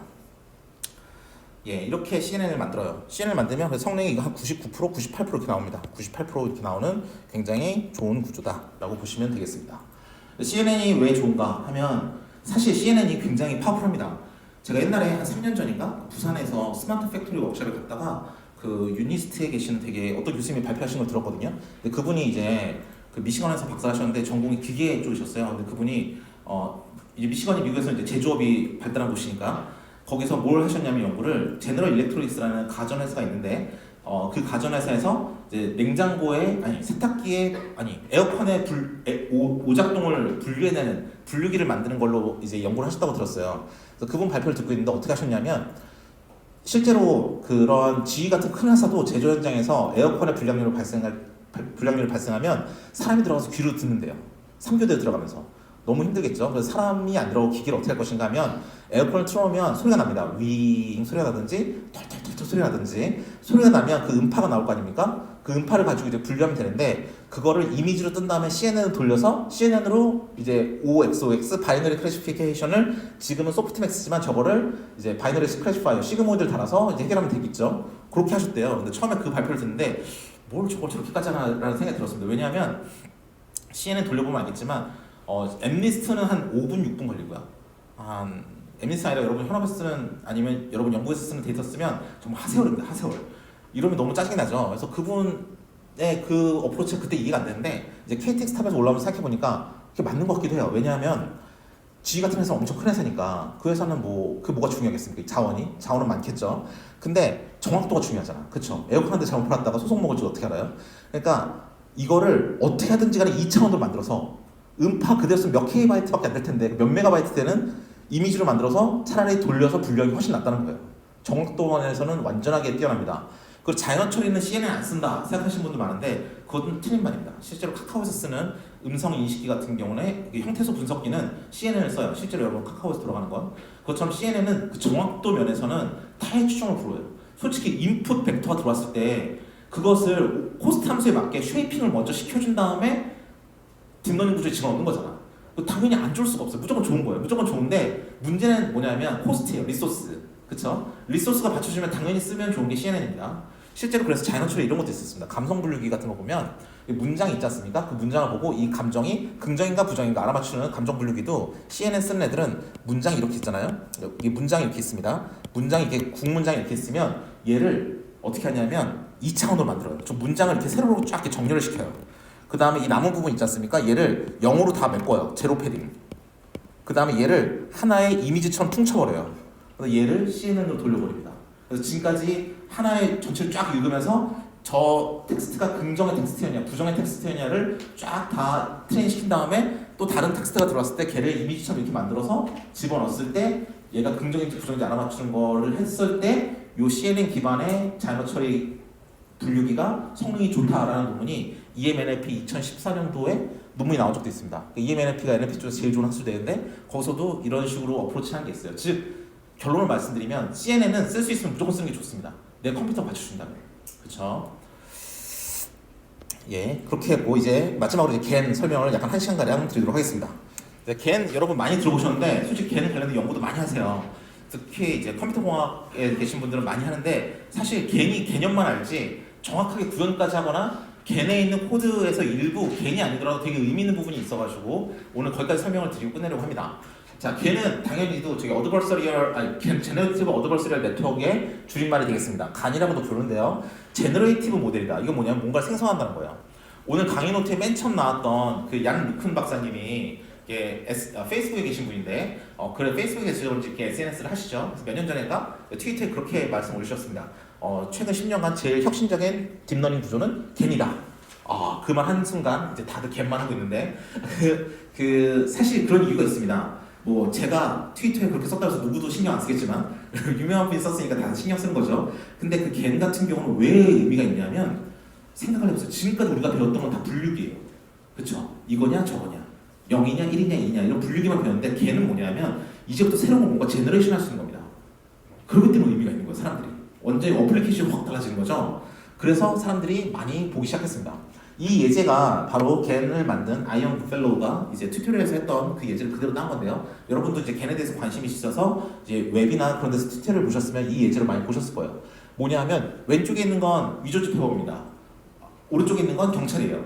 위조지폐범이 처음에 위조지폐를 만들었습니다. 대충 끄적끄적 만들었더니 경찰이 어떻게 합니까? 잡았다, 요놈 하고 딱 데려가요. 데려가는데 그럼 얘가 풀려나면 어떻게 됩니까? 다시는 하지 말아야지가 아니라 다음엔 더 잘 만들어야지 하고 더 잘 만듭니다. 계속 잘 만들다 보면 성능이 점점 올라가겠죠. 그러면 경찰은 어떻게 됩니까? 이제 슬슬 헷갈리기 시작하는 거예요.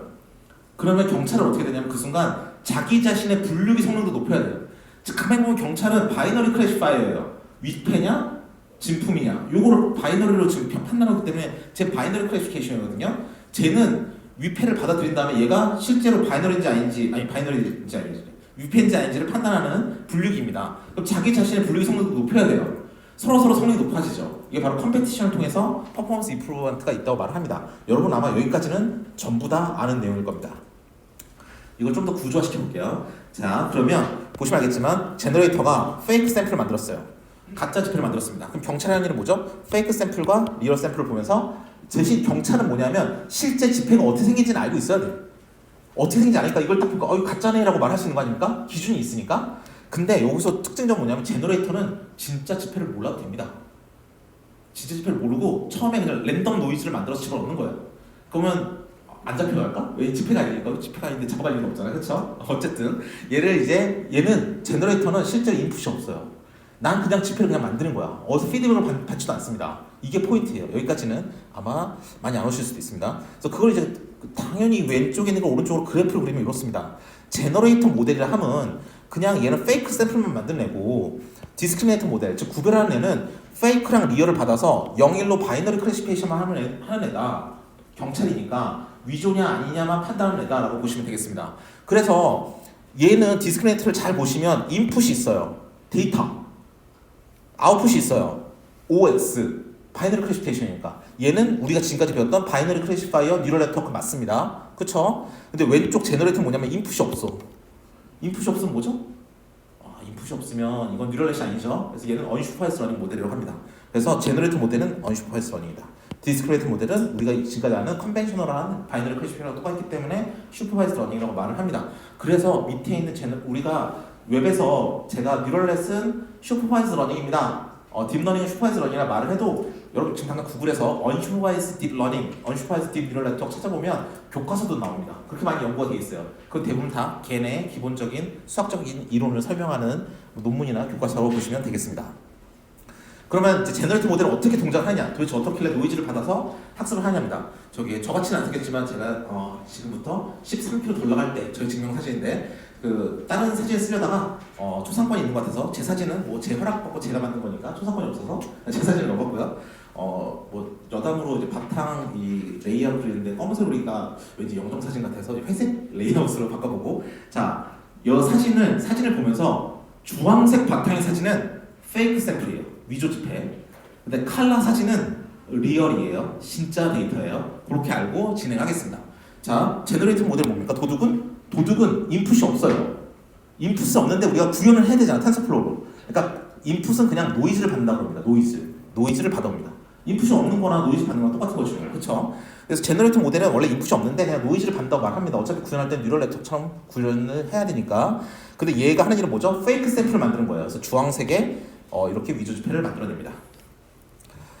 그런데 얘도 어느 정도 가이드라인이 있어야 되잖아요. 그렇죠? 가이드라인을 어떻게 받냐면 실제로 코드가 들어가면 이 진짜 P 언더바 데이터가 진짜 데이터입니다. 진짜 지폐에 통계적인 디스트리뷰션이 있을 거예요. 지금은 그림이니까 1차로 그랬지만 저 2차겠죠? 왜냐하면 이미지니까 2차원일 거고 그러면 이렇게 디스트리뷰션이 3차원으로 나올 겁니다. 그럼 나는 내가 해야 될 게 뭐냐면 이 통계적인 분포가 실제와 비슷하게 따라가면 되는 거예요. 그래서 나의 이 분포도 이 주황색의 이 페이크 모델의 이 모델이라고 부릅니다. 제너레이터 모델. 제너레이터가 만드는 이 모델도 점점 저 파란색에 따라가야 되는 거예요. 아시겠죠? 저 리얼에 따라가는 게 우리의 목표다. 즉 통계적인 분포가 유사해야 된다. 이겁니다. 자, 그러면 이제 우리가 여기서부터 요거입니다. 잘 보셔야 돼요. 오브젝티브 오브 T. 자, 이제 경찰은 어떻게 행동을 해야 되는가입니다. 사실 걘 논문을 직접 보시면 저 오브젝티브 오브 T라고 제가 지금 빨간색으로 박스 친데 밑에 있는 저 식이 나오거든요. 저거만 봐서는 뭔 소리인지 잘 몰라요. 저거를 해석을 어떻게 해야 되냐면 요 V of D, G라는 게 뭐냐면 D, G, 디스크리미네이터가 대문자 D입니다. G는 뭐냐면 제너레이터, 도둑을 대문자 G라고 쓰는 거예요. 그럼 이 식을 잘 보시면 이 식은 뭐냐면 D 입장에서는 이 뒤를 맥시마이즈 하세요. D 입장에서는 이 뒤를 맥시마이즈 하세요. G 입장에서는 이 뒤를 미니마이즈 하세요 라는 의미입니다. 아시겠죠? 그 의미를 저렇게 쓴 거예요. 그러니까 내가 만약 지금 이게 뭐죠? 근데 지금 우리 이 장표는 이 현재 슬라이드는 D에 대해서 얘기하고 있죠. D는 뭐다? 맥시마이즈 해라. 뭐다? 이 뒤에 있는 얘네들 맥시멈 하는 게 지금 우리의 경찰의 목적입니다. 아시겠죠? 그러면 이 슬라이드는 지금 경찰에 대해서 얘기하고 있는 거예요. 경찰은 어떻게 해줘야 됩니까? 경찰이 해야 될 일은 뭐냐면 실제 데이터를 받으면 이건 진짜예요. 제너레이터가 만든 가짜를 받으면 이거 위조 지폐예요. 이렇게 말해주는 거잖아요. 그러니까 진짜를 봤으면 1, 가짜를 봤으면 0 이렇게 말을 해주는 게 나의 목표입니다. 맞습니까? 이게 바로 경찰의 목적이에요. 자, 보면 이 진짜 사진입니다. 진짜 사진을 받아들이면 이 디스크리미네이터라는 이 경찰의 NN 뉴럴 네트워크는 나는 D라는 함수니까 뉴럴 네트워크 함수거든요. 그렇죠? 인풋과 아웃풋이 있으니까 함수죠. 여기에 진짜 데이터를 X라고 표현했어요. X를 받으면 얘는 1에 가까운 숫자가 돼야 돼. 이게 바로 우리가 진짜를 받아들였을 때 트레이닝의 행동입니다. 그 가짜를 받아들이면 어떻게 되냐? 이 D라는 뉴럴 네트워크에 가짜는 뭐냐면 가짜 샘플을 수학적으로 나타내려면 대문자 G가 제너레이터 도둑이라는 뉴럴 네트워크예요. 걔가 노이즈를 받았어. 노이즈를 스몰 g라고 쓰거든요. 그래서 G of G 그러면 바로 요 샘플이 돼요. 이게 뭐냐면 제너레이터가 노이즈를 받았을 때 내는 출력, 그러니까 가짜 샘플이 되는 거죠. 그럼 이 G of Z를 요 안에 싹 집어넣는 거예요. D 안에다가. 경찰의 뉴럴 네트워크에다가 제너레이터가 노이즈를 받아서 만든 결과값을 D라는 함수에 집어넣은 거예요. 즉 얘는 뭐냐면 나는 D라는 함수인데 난 경찰인데 이 도둑이 만든 노이즈에 기반해서 만든 그 결과물, 즉 페이크 샘플이네. 페이크 샘플을 내가 받는다면 얘는 0에 가까워져야 되는 거예요. 맞습니까? 맞죠? 자, 그래서 이제 우리가 뭐라고 결론을 내렸다? D of X는 1에 가깝다.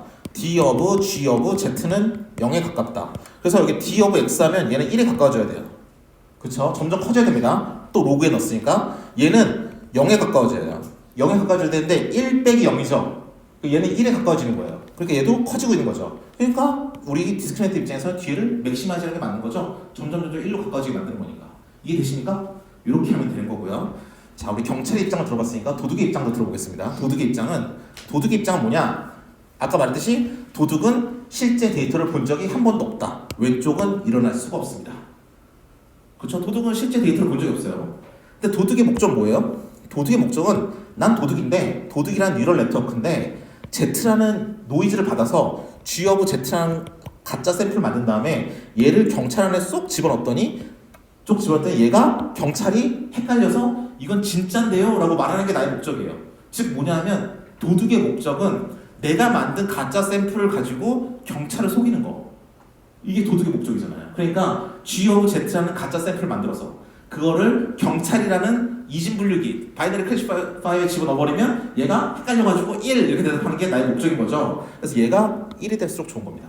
아시겠죠? 그럼 위로 올라가면 일단 난 진짜 샘플 본 적 없다 그랬죠. 얘는 의미가 없습니다. 날아가고 뒤에만 보는데 얘가 1일수록 좋다 그랬잖아요. 그쵸? 그러니까 1 빼기 1이니까 점점 0으로 가니까 얘는 미니마이즈 하는 거예요. G 입장에서는 얘를 미니마이즈 해야 되는 거예요. 이해되십니까? 자, 이렇게 하면 되는데 살짝 하나 더 트릭은 우리는 이 조거 앞에 D of X라는 걸 날리고 나면 요것만 남거든요. 얘 도둑이 만드는 샘플을 경찰에 집어넣었을 때 얘가 1에 가까워야 되고 1 빼기 1이 0이니까 얘를 미니마이즈 한다나 아니면 그냥 요것만 집어넣고 다음에 얘를 맥시마이즈 한다 똑같거든요. 똑같죠? 똑같은 건데 마이너스를 마이너스 하거나 플러스는 똑같은 거지 뭐. 똑같은 건데 밑으로 하는 게 통계학적으로 수렴이 더 빠르다고 합니다. 그래서 주로 밑에 걸 많이 쓴다 생각하시면 되고요. 실제로 저희 텐서플로우 코드 구현도 밑에 걸로 했습니다. 이렇게 하고 이제 구현으로 들어가 보도록 하겠습니다. 왠지 내일도 2시간 더 해야 되는데 한 20분 후면 끝날 것 같은 느낌이 드네요. 예, 너무 빠른가? 예, 빠르지 않습니다. 예. 자, 이걸 보시면 5041 저 위에 있는 건 뭐냐면 우리 엠리스트 데이터를 받아들여서 엠리스트랑 똑같은 페이크 샘플을 만든 거예요. 밑에처럼. 좀 밑에 거 어떻습니까? 좀 실제 같아 보이진 않지만 그래도 얼추 비슷해 보이죠? 저런 걸 만드는 거예요. 저게 이제 걔네로 할 수 있는 가장 쉬운 실습이 되겠습니다. 엠리스트 데이터를 받아와서 걔랑 동일한 페이크 엠리스트를 만든다가 되겠습니다. 그러니까 지금까지는 다 우리가 분류기만 설계했었는데 이때부터는 우리가 새로운 뭔가에 제너레이션 할 수 있으니까 사람들이 갑자기 확 관심이 많이 갖는 거죠. 예. 우리가 1, 2, 3번째 라인은 우리가 엠리스트를 쓰고 싶으면 저렇게 한다고 했습니다. 그래서 그냥 쓴 거고요. 그 다음 우리가 그림으로 보여드려야 되잖아요. 어떻게 생겼는지. 그러니까 매트플롯 리뷰를 한번 써요. 그 다음에 넘파이도 쓰고 텐서플로우도 씁니다. 우리 10만 번 학습시켜보고 벤치 사이즈를 128, 이미지 128개 집어넣으면서 우리 학습을 하겠다라는 소리가 되겠고 그런데 잘 생각해보세요. 경찰의 즉 디스크리미네이터의 인풋은 뭡니까? 이미지예요. 이게 페이크던 진짜던 이미지를 입력받아서 이미지 입력받죠. 경찰의 인풋의 사이즈는 784에 무조건. 그렇잖아요. 엠리스트 이미지건 가짜로 만들어낸 엠리스트건 784를 받을 거야. 근데 경찰의 출력은 뭐예요? 이게 가짜다 아니다라는 바이너리죠. 0, 1. 그래서 경찰의 출력은 1이에요. 그리고 그러면 도둑은 어떤가요? 도둑은 원래 입력이 없죠. 노이즈 입력받는다 그랬어요. 그래서 노이즈 그냥 대충 랜덤하게 잡아주면 됩니다. 그래서 저는 여기서 코드를 그냥 100이라고 그랬어요. 100 정도 되는 랜덤 노이즈 받아줬다라고 생각하시면 되겠습니다. 출력은 뭐죠? 출력은 이미지예요. 나는 가짜 샘플을 만들게 내가 해야 될 일이잖아. 그래서 출력은 784예요. 즉 다시 정리하면 경찰의 뉴럴 네트워크는 인풋은 784고 출력은 1인 거. 도둑의 뉴럴 네트워크는 인풋은 랜덤 노이즈니까 아무 값이든 상관없어요. 그래서 나는 그냥 대충 100. 출력은 나는 경찰이 하는 일은 도둑이 하는 일은 제너레이터니까 제너레이션 해야지. 이미지를 만들어야지. 그래서 784만큼의 출력을 가지고 있습니다. 이해되시죠? 뉴럴 네트워크 어떻게 생긴지 아시죠? 그런데 얘네들 좀 더 정교하게 만들기 위해서 히든 레이어를 넣어줬습니다. 그러니까 그냥 간단한 바이너리가 아니 간단한 리니어 모델이 아니라 히든 레이어를 넣어서 좀 더 정교하게 만들 수 있게 만들어줬고 히든 레이어 하나씩만 넣고 걔네들의 유닛의 개수는 모두 256개다라고 써준 거가 되겠습니다. 얘는 보면 이제 뭐 자비어 이니셜라이저 같이 뭐 여러 가지 이니셜라이저 함수를 써서 초기 값을 우리가 옛날에 했던 것처럼 랜덤 언더바 노말이라고 써서 랜덤 노말 즉 우리가 가우시안 디스트리뷰션에서 랜덤 값을 뽑아오는 게 아니라 우리가 그냥 어떤 특정한 통계학적인 모델이 있습니다. 초기 값을 어떻게 설정하면 수렴이 좀 빠르다더라 뭐 그런 모델이 있는데 거기까지 근데 그거 역시도 보시면 알겠지만 여기 랜덤 노말을 기반으로 한 거예요. 그냥 어떤 값을 넣어주면 랜덤 노말 기반으로 해서 그 스탠다드 데비에이션 값을 좀 바꿔주는 겁니다. 그래서 어차피 이것도 랜덤 노말이랑 비슷한 값인데 수렴을 좀 잘 되게 하기 위한 거니까 뭐 그런 게 있나 보다. 인풋 이니셜라이즈 함수는 저런 거 쓰나 보다라고 아시면 되는 거고요. 그 다음 이 뒤는 우리가 지금까지 했던 거랑 똑같습니다. 우리 지금 도둑의 뉴럴 네트워크, 그 다음에 여기 경찰의 뉴럴 네트워크를 만드는데 도둑의 뉴럴 네트워크는 뭐죠? 도둑은 노이즈 받는다 그랬잖아요. 인풋 노이즈를 받습니다. 노이즈를 받아서 그 첫 번째 도둑의 히든 레이어의 웨이트랑 곱해주고 바이어스랑 더해준 다음에 렐로 씌우고 그 다음에 그 히든 레이어 결과물을 도둑의 아웃풋 레이어랑 곱해주고 도둑의 바이어스랑 더해준 다음에 시그모드 씌워서 출력해주면 이게 도둑의 뉴럴 네트워크가 되겠죠? 맞습니까? 그래서 그 세팅은 이렇게 나요. 도둑은 디멘션 노이즈를 받아서 10, 100, 그래서 256, 얘는 256, 나머지는 이미지를 출력해내니까 784로 출력하면 되겠습니다.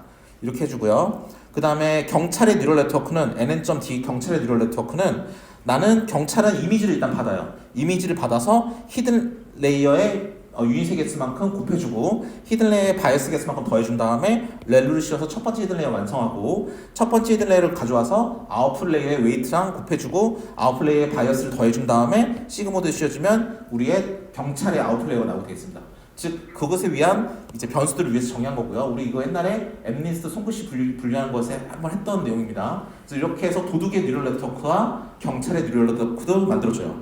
그 다음에 경찰의 뉴럴 네트워크도 인풋이 필요하고 도둑의 뉴럴 네트워크도 인풋이 필요하죠. 그래서 도둑의 뉴럴 네트워크 인풋은 노이즈만큼 계속 받아오는 거잖아요. 도둑의 뉴럴 네트워크 인풋은 노이즈입니다. 그 다음 경찰의 뉴럴 네트워크의 인풋은 이미지예요. 그래서 이미지의 디멘션만큼 이렇게 사이즈를 잡아줘서 플레이스홀더를 만들어주면 이 안에다가 도둑한테는 이미지를 노이즈를 넣어주고 경찰한테는 이미지를 넣어주면서 도둑은 이미지를 생성하고 경찰은 OX를 하고 있으면 되는 거죠. 이해되십니까? 예. 자, 이제부터 진짜입니다. 자, 여기서 잘 보세요. 눈을 크게 뜨고. 자, 이제 기본적으로 뉴럴 네트워크 다 만들었고 파라미터 세팅도 끝났고 이니셜 함수도 만들었으니까. 근데 이니셜 함수 만든 거 어디 쓰냐면 여기 써요. 보시면 알겠지만 요 함수들이 아까는 랜덤 노멀 함수들이었는데 지금 이렇게 쓰죠. 이게 바로 아까 만든 이니셜라이즈 함수를 가지고 초기값을 설정해 준 겁니다. 요 초기값 설정해 주려고 아까처럼 쓴 거라서 뭐 그냥 랜덤 노멀 쓰셔도 뭐 수렴에 문제는 없을 텐데 이런 식으로 초기값을 어떻게 정하는지 함수를 쓰면 그 값에 맞게 tf.variable에 의해서 변수가 생성된다라고 생각하시면 됩니다. 자, 그럼 볼게요. 자, 우리 이 뉴럴 네트워크 만들었던 요게 G라는 함수였죠. 그쵸? 도둑의 뉴럴 넷이니까. 이 안에 input 언더바 G를 넣는데요. 얘는 뭐죠? 노이즈 디멘션이 있으니까 노이즈였어요. 그러니까 Z예요. 아, 얘는 G 오브 Z구나 라고 알 수 있습니다. 즉 뭐죠? 아, 제너레이터, 도둑이 만든 샘플이구나 해서 도둑이 만든 샘플이다 생각하시면 됩니다. 얘가 바로 G 오브 Z인 거예요. 아시겠죠? 이해되십니까? 이렇게 하는 거고요. 자, 그러면 그 다음에 빌드 제너레이터. 자, 얘는 뭐예요? 얘는 뭐죠? 얘는 지금 경찰이에요. 경찰의 뉴럴 네트워크예요. 경찰은 경찰의 인풋을 받아야지. 경찰은 즉 D라는 함수였는데 얘의 인풋은 진짜 데이터를 받습니다. 얘는 진짜 데이터를 받아요. 그래서 진짜 데이터를 만들어서 이렇게 만들어줘요. 근데 경찰이 가짜 데이터를 받는 경우는 뭐냐 하면 요게 아까 만든 가짜 데이터잖아. G 오브 Z. 요 샘플 언더바 G라는 걸 이 경찰 안에 집어넣는 거예요. 샘플 언더바 G를.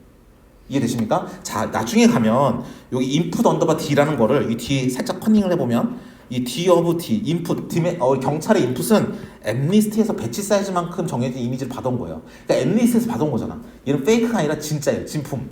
그러니까 이 D of I는 어차피 우리 플레이스홀더로 받아올 거니까 얘는 진품이에요. 진짜 데이터를 가지고 D에 넣어준 거야. 그래서 D of X인 거예요. 얘는 뭐다? D, 경찰이긴 한데 내가 받는 샘플이 샘플 오브 G잖아요. 그건 아까 이거 뭐라 그랬어요? G 오브 Z라 그랬으니까 얘는 가짜란 소리예요. 그러니까 얘는 뭐냐면 이 D라는 게 이 안에 지금 가짜 샘플을 받고 있다는 거예요. 위에는 경찰이 진짜 샘플 받는 거, 밑에는 경찰이 가짜 샘플 받는 겁니다. 이해되시죠? 그래서 진짜 샘플 받는 건 경찰의 진짜에서 D 오브 리얼, 가짜 샘플 받는 건 D 오브 페이크 이렇게 표현을 했습니다. 이해되십니까? 이렇게 만들어준 다음에 코스트 함수를 자, 그런 다음에 우리는 어떻게 된다? 자, 우리는 지금 다시 봐야 돼. 우리는 다시 지워야겠다. 다시 한번 지울게요. 지우고 시작하겠습니다. 재밌죠? 재밌습니까? 물론 제가 재미를 강요하지는 않습니다. 재미없나요? 예. 재밌지 않습니까? 예. 자, 보시면 우리가 요거 지금 만들었어요. 그쵸? 요거를 뭐라 그러냐면 D 안에다가 G 오브 Z, D라는 NN 언더바 D라는 함수에 샘플 언더바 G라는 값을 넣으면 요게 된 거예요. 요것도 만들었어요. D 안에다가 뭐였지? input 언더바 디멘션, IN 언더바 D라는 걸 넣어서 이것도 만들었어요. 그러면 이제 각각 로그 함수에 집어넣어서 맥시마이즈 시키면 되는데 야, 맥시마이즈 한다, 미니마이즈 한다 이거를 어떻게 텐서플로우 코드에서 표현하는가 이게 문제거든요. 그러니까 텐서플로우 안에서 옵티마이제이션 어떻게 넣지? 이건데 바로 이때 코스트 함수라는 게 필요합니다. 자, 우리 코스트 함수가 뭐였죠? 우리 학습의 지향점이에요. 지금까지 우리의 모든 학습은 모델이라는 게 레이블이랑 비슷해져야 돼요. 이건 분류기는 당연한 겁니다. 그죠? 분류기에서는 당연하게 이렇게 했어야 되는데 지금 뭐냐면 어차피 그라디언 디센트 옵티마이저가 돌면서 코스트란 값을 미니마이즈 하는 게 우리 학습이었어요. 지금 우리 학습은 뭐예요? 경찰 입장에서는 저거를 맥시마이즈 하는 게 나의 학습이야. 그러니까 저걸 코스트 함수처럼 만든 다음에 아까 있었던 tf.train 그라디언 디센트 옵티마이저에다가 코스트라는 이름으로 집어넣기만 하면 돼요. 근데 일반적으로 안타깝게도 그라디언 디센트 옵티마이저라는 그 라이브러리 안에는 미니마이즈 함수밖에 없습니다. 제가 2년 전에 봤을 때 그랬어요. 지금은 맥시마이즈가 생겼을지 모르겠지만 2년 전에 제가 맥시마이즈 썼던 에러 나더라고요. 맥시마이즈 없습니다. 그럼 맥시마이즈 없으면 저 어떻게 합니까? 마이너스에서 넣으면 되지. 그쵸? 마이너스 한 다음 넣어주면 마이너스를 맥시마이즈 하니까 미니마이즈 하겠죠? 그러니까 뭐냐 하면 결론적으로 여러분이 만약에 연구를 해야 돼요. 이게 되게 컨벤셔널한 컴플렉스 오토마이제이션 문제야. 뭐 통신이다, 그럼 뭐 스케줄링 문제라든지 뭐 여러 가지 문제가 있어서 리소스 어로케이션 문제라든지 그런 걸 옵티마이제이션 풀고 싶어. 근데 그거를 왠지 껍데기만 뒷면을 받고 싶어. 이렇게 하면 됩니다. 옵티마이제이션 하는 거를 코스트로 바꿔주기만 하면 돼요. 옵티마이제이션 오브젝티브 펑션을 코스트 함수로만 바꿔주면 얘가 그라디언트 디센트 기반으로 이터레이션이 돌면서 옵티멀 솔루션을 찾아주는 거예요. 결국에는. 그러니까 저거를 어떻게 구현하지? 라는 생각이 들었을 때 제 뒤에 있는 식을 맥시마이즈 하라며. 그럼 저 뒤에 있는 식에다 마이너스를 다 붙여놓은 다음에 쟤를 미니마이즈 해야 될 코스트 함수를 만들어줘 그래요. 그럼 그라디언트 디센트가 돌면서 우리가 이터레이티브하게 얘를 미니마이즈 해 나가겠죠. 이게 바로 옵티마이제이션을 코스트 함수로 다시 포뮬레이션해서 딥러닝으로 끌고 들어오는 방법입니다. 자 보시면 그래서 이게 겐 코드이긴 하지만 이 코드에서 시사하는 바가 많기 때문에 이게 따로 이게 설명을 드릴 필요가 있었던 거예요. 자 보시면 그래서 아까 그 식을 여기서 그냥 다시 써왔습니다. 자 D 입장에서는 뭘 하느냐? 나는 나의 코스트 함수는 아까 말했듯이 이 D 리얼 얘를 D of 리얼 얘를 로그를 붙여서 tf.로그 붙여있죠. 로그를 붙이고 더하기 또 로그에서 1 빼기 1.0 빼기 그다음 d of g of z 뭐냐면 d of fake였어요. 요걸 가져와서 얘를 더한 다음에 모든 샘플에 대해서 평균을 낸 다음에 이 앞에 마이너스가 깨같이 붙어있습니다. 얘를 맥시마이즈 어차피 코스트 미니마이즈 할 거잖아. 코스트 미니마이즈 할 거니까 마이너스를 붙인 다음에 미니마이즈 해야 맥시마이즈 하겠지. 그러니까 D 입장에서 제일 맥시마이즈 해야 되니까 저 앞에 마이너스를 붙여준 거예요. 이해되십니까? 예, 그렇게 되고요. 그럼 이제 제너레이터 도둑의 입장을 들어봅시다. 나는 도둑은 별거 없습니다. 도둑은 이거죠. 나는 요 식만 맥시마이즈 하면 돼. 이거예요. 그렇기 때문에 도둑은 여기 있구나. 요 식만 맥시마이즈 하면 돼요. 즉 D of G of G 얘는 뭐냐면 D of fake라고 이미 만들었어요. 얘를 로그 안에 집어넣고 평균을 내서 마이너스만 붙여주면 돼. 그러면 어차피 코스트를 미니마이제이션 해야 되니까 마이너스를 붙인 다음에 미니마이즈 한다는 건 뒤에 있는 걸 맥시마이즈라는 소리예요. 즉 뒤에서 그라디언트 세트가 한 번씩 점프를 뛸 때마다 내가 지금 만들어 놓은 이 코스트 함수를 미니마이즈를 시작할 거예요. 근데 얘는 그 안에 마이너스 있기 때문에 원래 내가 원하던 식은 맥시마이즈 시키고 있을 거예요. 이렇게 옵티마이제이션을 구현할 수 있습니다. 이터레이티브하게. 자, 여기가 첫 번째 중요한 포인트. 자, 두 번째 중요한 포인트를 말씀드리면 재밌는 게 많습니다. 자, 뭐 여기서 트레이닝 했더니 아담 옵티마이저로 G에 대한 트레이닝, 도둑에 대한 트레이닝, 그 다음 경찰에 대한 트레이닝을 동시에 합니다. 왜냐하면 G는 우리가 도둑이라는 제너레이터라는 뉴럴 넷이었고 D는 경찰이라는 뉴럴 넷이었으니까 둘 다 뉴럴 네트워크니까 둘 다 학습시켜야겠죠. 그럼 코스트 미니마이제이션 하는 건 당연한 거예요. 코스트가 러닝에서 발생하는 그 실제 값과 모델 값의 차이를 의미하기 때문에 모델을 점점 실제처럼 만들어주려면 우리는 이걸 미니마이즈 해야 되는 건 당연합니다. 그래서 아담 옵티마이저로 뭐 0.002, 0.002라는 러닝 레이스를 두고 얘는 뭐 여러 가지 엠리스트에 맞게 우리가 찾은 값이겠죠. 그 다음에 코스트 함수를 미니마이즈 하면 되는데 자, 이 뒤에 신기한 게 하나 붙습니다. 그냥 여기에 원래 코스트 함수만 쓰고 가로 닫고 끝났잖아요. 지금까지 미니마이즈 가로 열고 코스트 가로 닫고 끝났는데 뒤에 이게 붙어있네요. 이게 문제가 됩니다. 자, 이게 뭐냐? 이게 잘 봐야 돼요. 저 미니마이즈라는 저 함수 안에다 뭔가 지금 우리 옵션을 넣어준 거죠. 지금 세팅을 넣어준 거예요. 얘는 뭐냐면 자, 그 위에 있는 거 보면 코스트 언더바 G라는 걸 미니마이즈 하는 거 안에 저 형광펜 옵션이 들어가 있어요. 위에는. 근데 쟤는 뭐냐면 자, 제가 지금 제너레이터에 대한 코스트 미니마이제이션이에요. 제가 제너레이터예요. 근데 도둑이야. 나의 코스트를 미니마이즈 하고 있어. 즉 나의 오브젝티브 펑션을 맥시마이즈 하고 있어. 즉 뭐냐면 내가 만든 샘플을 경찰에 넣었을 때 경찰의 속을 확률을 막 높이고 있었어. 근데 그렇게 해서 나의 성능을 높여도 되지만 어떻게 해서 나의 성능을 높여도 됩니까? 이게 지금 파라미터 서로 엮여 있잖아요. 그렇죠? 얘의 결과물을 내가 받고 막 그러니까 파라미터 엮여 있는데 나의 성능을 높여서 경찰에 속게 만들어도 되지만 경찰의 파라미터를 내가 방해를 이 뉴럴 네트워크 말고 경찰의 뉴럴 네트워크 안에 있는 파라미터를 흐트러뜨려서 경찰을 바보로 만들면 나는 열심히 안 만들어도 얘가 속아주겠죠. 이게 뭐냐면 미니마이즈 안에다가 코스트 언더바 G를 미니마이즈 하는 데 있어서 어떤 변수만 건드려야 되는지를 정의를 해놨어요. 왜냐하면 이 코드 하나에 두 개의 뉴럴 네트워크가 돌고 있어요. 코드 하나에 두 개의 뉴럴 네트워크가 돌고 있는데 그럼 얘는 변수라고 생각하는 것들은 다 서치 스페이스에서 찾으면서 G의 코스트를 미니마이즈 하고 있을 거야.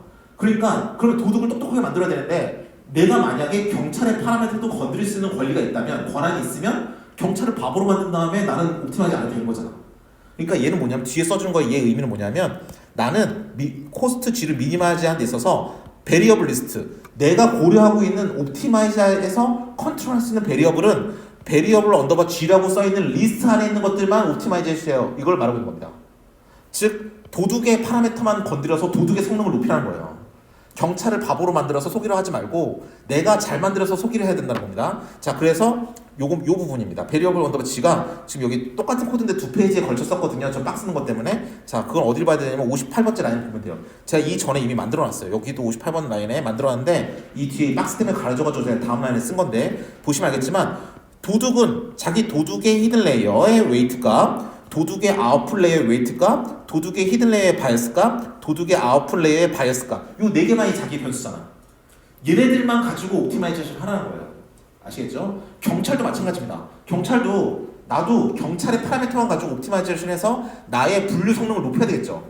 그러니까 나도 위조 지표가 오면 이건 유패야, 질장 오면 진짜야 이렇게 말을 해줘야 되는데 그렇게 트레이닝하는 방법도 있지만 내가 도둑의 파라미터를 건드릴 수 있으면 도둑을 잘 못 만드는 놈으로 이렇게 막 파라미터를 막 망쳐주면 도둑이 잘 못 만들 거니까 그렇게 해서 내가 분류를 잘하게 될 수도 있어요. 그렇기 때문에 옵티마이즈 할 때는 자기 파라미터만 건드리는 겁니다. 이 제너레이터가 자기 코스트 미니마이제이션 할 때는 제너레이터의 베리어블만 가져가고 디스크리미네이터가 자기 자신의 코스트 미니마이제이션 할 때는 디스크리미네이터의 파라미터만 가져가는 거예요. 그래서 여기도 디스크리미네이터의 베리어블은 디스크리미네이터의 히든 레이어 웨이트, 디스크리미네이터의 아웃풋 레이어 웨이트, 디스크리미네이터의 히든 레이어 바이어스, 디스크리미네이터의 아웃풋 레이어 바이어스 이 네 개만 내 변수야 라고 딱 가둬놓고 얘네들만 가지고 옵티마이제이션 해랍니다. 그래서 베리어블 언더바 D라고 만든 다음에 얘를 베리어블 리스트에 넣어버리면 얘가 바로 내가 옵티마이즈 될 베리어블이다. 코스트 언더바 D라는 거를 미니마이즈 하면서 얘만 건드려라 이 소리가 되겠습니다. 이렇게 트레인을 만들어주면 되겠습니다. 그럼 마지막에 세션이 돌면서 이 뒤에는 자세 설명 필요 없습니다. 왜냐면 이거 그림 플로팅하는 거라 자세 설명 필요 없지만 세션 만들고 초기화하고 이제 포문이 돌면서 이제 학습이 되는데 앱리스트 트레인 넥스트 언더바 배치로 이미지를 갖다 놓으면서 학습을 해야 되겠죠? 그걸 배치 언더바 이미지라고 표현했어요. 그다음에 레이블은 없습니다. 레이블이 필요합니까? 지금 레이블 필요 없죠. 그냥 이미지 갖다 놓고 똑같은 이미지 만드는 거니까 레이블 필요 없으니까 레이블 부분은 그냥 언더바로 날려버리고요. 얘를 가지고 피드 딕트로 트레인 언더바 D, 트레인 언더바 G에 집어 넣으면서 학습을 하는데 이 인풋 G는 제너레이터 인풋은 당연히 노이즈라고 했잖아요. 그래서 G예요. Z는 뭐냐 하면 말 그대로 랜덤 값 그냥 만든 겁니다. 아무 의미가 없으니까. 근데 배치 언더바 이미지 방금 내가 그 앱리스트에서 뜯어온 배치 언더바 이미지라는 거를 우린 지금 디스크리미네이터 경찰에 인풋을 막 넣어주고 있는 거예요. 아시겠죠? 이러면서 학습이 진행되고 있다라고 보시면 됩니다. 그러면 첫 번째 스텝에서 보시면 한 번 스텝 돈 거거든요. 당연히 학습 제대로 안 돼 있겠죠. 저렇게 다 나오는데 한 10,000번 돌면 10만 번 돌면 한 이 정도 나옵니다. 그렇죠? 그러니까 이거는 걔는 이렇게 들어간다라는 걸 알아두시면 되겠어요. 어렵습니까? 겐 코드는 이렇게 시사한 바가 많아요. 다시 한번 정리를 하자면 겐 코드는 우리가 옵티마이제이션 문제를 세상에 나와 있는 모든 옵티마이제이션 문제를 딥러닝으로 풀고 싶다 하면 이 코스트 함수를 옵티마이제이션의 오브젝티브 펑션처럼 만들어서 풀 수 있는 방법에 대해서 이 코드 자체는 좀 그런 힌트를 주고 있습니다. 그래서 보시면 좋을 것 같아서 이건 좀 코드를 꼼꼼하게 봤던 거고요. 그 다음에 두 번째 우리가 그런 미니마이즈 코스트라는 걸 할 때 옵티마이제이션 할 때 결국 어떤 베리어블을 건드려야 될지를 그 베리어블 리스트를 정해주고 시작을 해야 되는데 지금까지는 그러지 않았어요. 지금까지 CNN까지는 모든 파라미터를 다 학습하면서 왔기 때문에 우리가 베리어블 리스트 저런 거 해줄 필요 없었지만 이 겐 같은 경우는 코드 하나에 두 개의 뉴럴네트워크가 동시에 돌고 있거든요.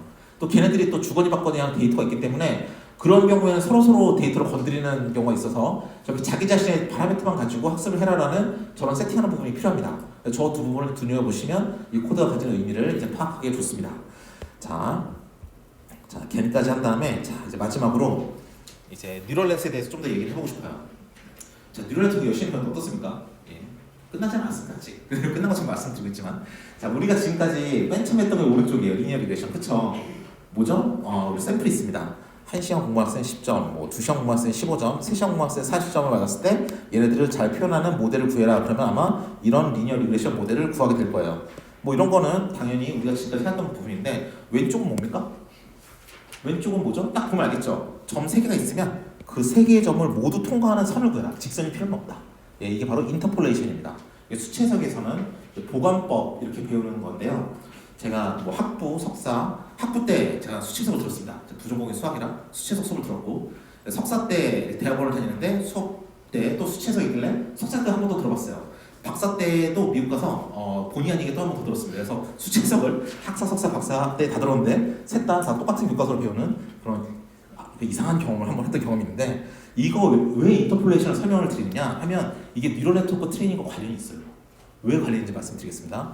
보시면 근데 우리 인터폴레이션을 배울 때 학부 석사 때 배우는 것은 폴리노미얼 인터폴레이션입니다. 다항식으로 하는 보관법인데요. 이건 뭐냐면 간단합니다. 자, 1, 10, 2, 15, 3, 40 그러면 요 세 개의 선을 다 지나려면 2차 방정식이어야 돼요. 최소한. 그렇죠? 점 두 개를 지나려면 1차 방정식이면 돼요. 직선이면 되죠. 이렇게 닭꼬치처럼 이렇게 닭고기가 이게 두 개 있으면 꼬치를 하나 탁 통과되니까. 근데 점 세 개가 되면 불행히도 되지 않습니다. 이렇게 휘어야 돼요. 이렇게. 자, 점 네 개가 되면 어떻게 하죠? 3차 방정식이 나와야 되죠. 그것처럼 이렇게 그런 특정할 수 있는 유니크한 방정식이 폴리노미알에서 정의가 됩니다. 폴리노미알인데 지금 점이 3개니까 2차까지 정리를 해서 이렇게 일단 껍데기를 만들어 놔요. 사실 그렇죠. 그런 다음 뭘 구해야 돼요? 저 파란색이 우리가 구해야 될 거예요. A sub 0, A sub 1, A sub 2라는 저 개수를 구해야 돼요. 지금. 그럼 어떻게 한다? 1, 10, 2, 15, 3, 40 이렇게 3개의 좌표를 넣으면 식이 3개가 나오겠죠. 그럼 3개의 식이 나오면 그 연립 방정식 풀면 유니크한 솔루션으로 A0, A1, A2가 나올 겁니다. 파라미터 구하면 돼요. 이해되십니까? 그렇죠? 고등학교 때 해봤던 거죠. 자, 이렇게 해서 푸는 게 이제 우리가 폴리노미얼에서의 인터폴레이션인데 이거 얘기하는 이유가 이게 뉴럴시와 관련이 있다고 했죠. 자, 이것 때문에 그렇습니다. 저기 왼쪽에 보이는 게 우리가 지금까지 배웠던 뉴럴 네트워크 모양인데 자, 지금 빨간색은 인풋, 제가 일부러 색깔을 좀 맞춰봤습니다. 빨간색은 인풋, 파란색은 여기 파라미터들, 이제 Y는 녹색 이렇게 맞춰봤는데 자, 이건 뭐냐면 우리 인풋이 들어오면 히든 레이어 어떻게 하죠? Y sub 1, W sub 1, 즉 첫 번째 히든 레이어를 곱하고 매트릭스 멀티플리케이션, 이거 매트릭스 멀티플리케이션이라고 합시다. 첫 번째 인풋이 들어왔을 때 거기에 대한 매트릭스 멀티플리케이션을 해요. 그 다음에 바이어스를 더해요. 그 다음에 액티베이션 함수 집어넣어요. 여기까지가 히든 레이어 첫 번째 결과물입니다. 여기에다가 두 번째 히든 레이어 곱하기를 해요. 그 다음에 더하기로 두 번째 히든 레이어 바이어스를 더해주고 그 다음에 액티베이션을 해줘요. 마지막 아웃풋 레이어에 히든 레이어의 웨이트를 곱해주고 그 다음에 마지막 레이어에 아웃풋 레이어에 바이어스를 더해주고 그 다음에 액티베이션을 해주면 Y가 나옵니다. 맞죠? 이게 폴리노미얼의 인터폴레이션 아니지만 인터폴레이션과 똑같습니다. 왜냐하면 X를 일단 벡터로 받아온 다음에 그 다음 저기는 파란색 값을 구해야 돼요. 그렇죠? 아까 우리가 2차 방정식의 솔루션을 구하기 위해서는 적어도 3개의 데이터가 필요하다고 했죠? 그것처럼 여기서도 수많은 데이터를 넣으면서 저 W1, B1, W2, B2, W0, B0의 값을 구해가는 과정이 우리가 뉴럴 네트워크를 학습하는 과정입니다. 그런데 물론 다 똑같지 않겠지만 근데 그래서 이렇게 하면 돼요. 그러니까 얘는 X와 Y의 관계를 규명하기 위한 거예요. 물론 여기 이상에서 근데 뉴럴 네트워크의 파워풀한 이유는 저 A라고 써있는 함수가 넌리니어 함수들이에요. 일반적으로 넌리니어 함수이기 때문에 이것 폴리노미알에서 보이는 그런 간단한 형태만 우리가 어프록시메이션 하는 게 아니라 넌리니어 형태로 나오는 것도 X와 Y의 관계를 어프록시메이션해서 표현해 줄 수 있다는 겁니다. 저게 그러면 더 많으면 많을수록 더 자연스럽고 풍부하게 표현해 줄 수 있겠죠. 딥러닝일수록 저게 한 30개, 20개 막 쌓여가니까 당연히 그만큼 파워풀하게 되겠죠. 그래서 이렇게 그래서 딥러닝을 이론적으로 보는 교과서를 보면 아까 오전에 말씀드렸지만 펑셔널 어프록시메이션이라는 말이 굉장히 많이 나옵니다. 왜냐하면 X와 Y의 관계를 규명하기 위한 코에피션트들의 값을 찾아가는 과정이기 때문에 그래요. 데이터를 기반으로 수학적이 아니라. 자, 이렇게 돼버리면 이런 것도 가능합니다. 자, 이미지 1000만 장이 있어요. 이 이미지의 1000만 장은 미세먼지가 끼어있는 이미지의 1000만 장이에요. 그리고 또 다른 이미지 1000만 장 있어요. 근데 똑같은 이미지인데 얘는 미세먼지가 없는 애예요. 그러면 X에다가 미세먼지가 있는 1000만 장의 이미지를 넣고 X5, Y에다가 똑같은 이미지인데 미세먼지가 없는 X라는 걸 넣어요. 그렇죠? 그럼 여기에 있는 요 파라미터들은 무슨 의미를 가집니까? 값은 정확히 모르지만 얘네들은 미세먼지의 유무를 판단하는 관계를 규명할 수 있는 파라미터가 되는 거예요. 그러면 지금까지 그런 데이터는 있지 않았지만 어떤 새로운 곳의 이미지인데 미세먼지가 있는 애를 집어넣어주면 얘가 어프록시메이션에 대해서 미세먼지가 없는 뭐 그런 이미지로 우리가 도출해내겠죠. 이게 바로 펑션 어프록시메이션이고 이 뉴럴 네트워크가 수학적으로 의미가 있는 겁니다. 즉 인풋과 아웃풋의 관계를 규명해 주는데 그걸 좀 더 정교하기 위해서 히든 레이어라는 개념을 써서 좀 더 우리가 플렉서빌리티를 높이는 겁니다. 자꾸. 자, 파라미터 그럼 많아지면 많아질수록 더 많은 데이터가 필요하겠죠? 그렇죠? 그래서 이런 식으로 우리가 뉴럴 네트워크의 관계를 생각하시면 돼요. 자, 이렇게 관계를 생각하면 우리가 또 뭐도 가능하냐? 우리 아까 설명 안 했던 게 그 강화학습입니다. 강화학습을 설명 안 한 이유는 원래 설명을 할 시간은 아니에요. 우리 강화학습 시간은 아니니까. 근데 강화학습은 주로 이제 통신이나 네트워크 하시는 분들이 많이 씁니다. 로보틱스 하시는 분도 쓰지만 왜냐하면 통신이나 네트워크는 이제 타임 베링 한 환경을 주로 많이 고려합니다. 그렇죠? 큐잉 다이내믹스나 채널 환경이 변한다거나 그런 상황에서 어떻게 내가 액션을 컨트롤할 것인가. 예를 들어서 내가 무선 비디오 전송을 하고 싶다.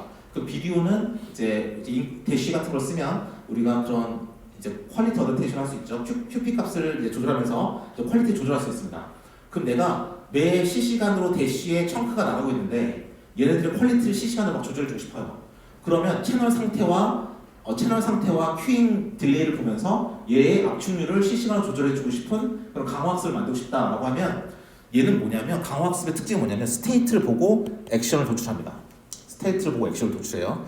자, 그래서 그렇기 때문에 기존에 어떤 상황에서는 어떤 액션이 좋더라, 어떤 상황에서는 어떤 액션이 좋더라, 어떤 상황에서는 어떤 액션이 좋더라 이런 걸 다 알겠어요.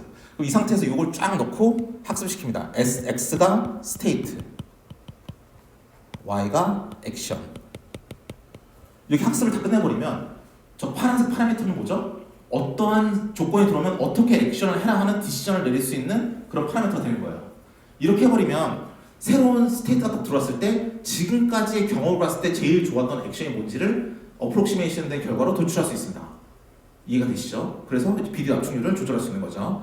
두 번째, 어떻게 하냐? 알파고 같은 게 일단 이런 곳에 해당합니다. 자, 우리가 저 스테이트가 있을 때 액션을 취하고 이런 거는 여러분 이제 산업공학과 2학년이나 아니면 뭐 컨트롤 하시는 분들 아시겠지만 마크 디시전 프로세스에서 많이 다루는 주제입니다. 즉 뭐냐면 우리가 어떤 스테이트가 있고 그 스테이트는 네 가지 액션을 가지고 있다. 예를 들어 네 가지 액션 상에서 각각이 가지는 리워드가 다 틀리다. 그럼 이 중에서 어떤 액션을 취해야 내가 종국적으로 제일 많은 리워드를 가져갈 수 있을 것인가를 결정하는 액션의 시퀀스를 구하는 과정이 우리가 알고 있는 큐러닝이나 마크 디시전 프로세스입니다. 아까 말씀드렸지만 이런 강화학습 프로세스는 어떻다? 강화학습 프로세스는 점화식으로 귀결된다. 점화식으로 귀결되면 어떻다? 다이나믹 프로그램으로 풀 수 있다. 다이나믹 프로그램을 풀면 어떻다? 예, 슈도 폴리노미얼 타입의 컴플렉시티를 가집니다. 즉 뭐냐면 문제 사이즈가 적어요. 여기 막 16by 16 정도밖에 안 되는 미로찾기다. 그러면 뭐 이 정도 조그만 스테이트니까 그냥 다이나믹 프로그램을 풀어도 답이 나올 것 같습니다. 근데 이 사이즈가 엄청 커져요. 그러면 주어진 스테이트가 막 엄청나게 많은데 그 스테이트마다 내가 어떻게 액션을 취해야 되는지를 점화식으로 만들어서 풀면 엄청나게 시간이 많이 걸립니다. 그게 바로 이제 알파고가 되겠습니다. 알파고 같은 경우는 알파고는 이제 수많은 기보를 가지고 학습한다고 그러지 않습니까? 그럼 저 스테이트는 뭐냐면 19by 19의 바둑판이 계속 있어요. 그때 다른 사람들이 뒀던 대국이 있지 않습니까? 예를 들어서 내가 만약에 이세돌이랑 경기를 한다. 그 전에 많은 기보를 가지고 학습을 해요. 그럼 누구는 이 스테이트에서 어떤 수를 뒀다. 유명한 사람이. 누구는 이런 판세에서는 이렇게 돌을 둔다. 이런 판세에서는 이렇게 돌을 둔다. 되게 전문가들이 이러고 있다면 그게 이런 판세에서는 이라고 말하는 게 저 X값이 돼요. 스테이트가. 또 그 결과로 어떤 액션을 취했다더라가 저 Y가 됩니다. XY를 쫙 가지고 학습을 시켜요. 물론 바둑판은 2차원이고 또 표현할 수 있는 데이터가 있다면 또 높은 차원에서 표현해야 되기 때문에 저 스테이트는 간단하게 1차원 벡터는 아닐 거예요. 그렇기 때문에 알파고를 보면 뭐라고 써있냐면 강화학습을 기반으로 하되 CNN으로 푼다고 합니다. CNN으로. 왜냐면 2차원 이상의 인풋이 들어오니까. 자, 알파고는 강화학습 플러스 CNN이 되겠습니다. 자, 그래서 스테이트가 들어오면 액션, 스테이트가 들어오면 이 매핑을 지금은 간단하게 우리가 수학적으로 표현할 때는 멀티레 프로젝트로 표현했지만 알파고 같이 복잡한 애들은 스테이트 자체가 2차원 이상이기 때문에 그러면 저 풀 때 얘네들이 이제 CNN 구조로 이제 포뮬레이션이 되는 거죠. 그래서 알파고를 보면 강화학습 플러스 CNN 이런 말이 있어요. 근데 그렇게 하면 뭐가 문제냐 하면 기존에 한 100만 개의 기보를 받아들였어. 100만 개의 스테이트와 100만 개의 액션이 있어. 그걸 다 학습을 했어. 그럼 새로운 스테이트가 딱 들어왔을 때 내가 추론하는 액션은 기존에 학습했던 걸 기반으로 내온 거잖아요. 그쵸? 그렇기 때문에 기존에 있었던 그러한 바둑을 두는 기사들보다 더 좋은 성능을 내진 않아요. 유사한 성능을 내겠지. 그래서 이거를 극복하기 위한 게 뭐냐면 이제 알파고 하면 맨날 나오는 알고리즘인 몬테카를로 트리 서치를 그 위에 얹어버립니다. 그러면 내가 어떤 액션을 취하겠다 딱 나와버리면 그 주변으로 랜덤 서치를 해요. 그래서 몬테카를로 트리 서치를 하면서 내 지금 두는 수보다 더 좋은 수가 있으면 글로 가고 아니면 내가 결과를 연산한 대로 그냥 가면 되는 거죠. 그래서 알파고를 잘 보시면 강화학습 플러스 CNN 플러스 몬테카를로 트리 서치 이렇게 보시면 되겠습니다. 지금 이 경우는 우리는 몬테카를로 트리 서치를 하는 때는 아니니까 몬테카를로 트리 서치 잊어버리고 내가 어떤 스테이트가 들어왔을 때 어떤 액션을 나오게 도출할 수 있을 그런 것도 만들 수 있다는 거예요. 자, 그렇기 때문에 지금같이 굉장히 스테이트가 복잡한 강화학습들은 대부분 다 저기 뉴럴넷을 풀어버립니다. 저도 이게 한번 논문을 쓴 적이 있었는데 작년 12월에 출판된 논문은 그때는 뭐냐면 이제 캐싱 네트워크에서 비디오 압축률을 조절하는 논문이었는데 그 논문을 이제 그 액션 스페이스를 4차원 벡터로 만들었어요. 근데 마크업 디시전 프로세스를 풀었거든요. 그래서 논문 제목이 마크업 디시전 팔러시 for Dynamic Video Delivery in Caching Network 이거였는데 이걸 할 때 정말 컴퓨터 터지는 줄 알았습니다. 그래서 너무 이거를 뉴럴넷을 풀고 싶었는데 1저자 학생이 자기 뉴럴넷 모른다 그래가지고 그냥 다이내믹 프로그램으로 어떻게 뭐 삐그덕 풀어서 논문을 내긴 냈었는데 어쨌든 그런 논문도 이제 가능은 해요. 오히려 어떻게 보면 이제 통신하는 사람들 그걸 더 좋아합니다. 수학적으로 완벽하니까. 수학적으로 완벽해서 다이내믹 프로그램이니까. 근데 뉴럴넷은 보시면 알겠지만 휴리스틱이죠. 휴리스틱이라서 탑전으로 가기는 좀 힘든 면이 없잖아. 있었던 경우도 있었습니다. 예. 자, 이게 지금까지 말씀드린 결과입니다. 저 노란색 박스가 우리가 지금까지 배운 뉴럴 네트워크예요. 근데 거기서 스테이트 정보를 집어넣고 우리가 취할 수 있는 액션이 n개 중에 하나라고 한다면 그 n개 중에 하나로 너가 1번의 액션 취하면 현재 상황에서는 얼마만큼의 가치를 얻을 거야. 너가 2번 액션을 취하면 현재 상황에서는 얼마만큼의 가치를 얻을 거야. 이걸 쭉 학습 데이터를 넣어준 다음에 얘를 막 학습시켜요. 파라미터들을. 그러면 새로운 스테이트가 들어오면 거기에 맞게 각각의 액션에 따른 밸류들이 나오겠죠. 그 중에서 맥시멈을 소프트맥스로 찍어주면 여러분은 그 액션을 취하면 되는 겁니다. 이게 바로 DQN이라는 거예요. DQN. 예, 큐러닝을 뉴럴넷으로 푼다. 그래서 DQ 네트워크라고 부르는 DQN이 바로 이렇게 동작을 합니다. 자, 여기까지가 마지막 슬라이드가 되겠고 우리 시간이 30분이 남았죠. 그래서 이제 CNN 코드로 다시 넘어가 보도록 하겠습니다. 사실 내일 이제 오늘 4시부터 이제 이상근 교수님께서 강의를 하실 거고요. 내일도 계속 이상근 교수님이 하시다가 4시부터는 다시 이제 제가 들어옵니다. 근데 제가 오진 않고 저희 학생들 와서 이제 코드 실습을 할 거예요. 실습 시간입니다. 내일 4시부터 10시까지는. 그래서 지금 오늘 했던 코드 중에서 일부를 한번 여러분께서 구현을 해보시고 그거에 대해서 질문 있으시면 질문 받는 시간으로 운영을 합니다. 그래서 내일 4시부터 6시까지 그렇게 운영이 되고요. 지금 남은 시간이 제가 한 45분 끝났다 치면 한 12분 정도 남았거든요. 그동안 이제 코드 하나, CNN 코드를 저희가 좀 빨리 넘어갔죠. 텐서플로우 좀 안 보고. 그래서 그 부분 코드만 조금 앞뒤로 설명을 먼저 드리고요. 나중에 돌리실 때 무리 없게 드리고 이제 끝내보도록 하겠습니다.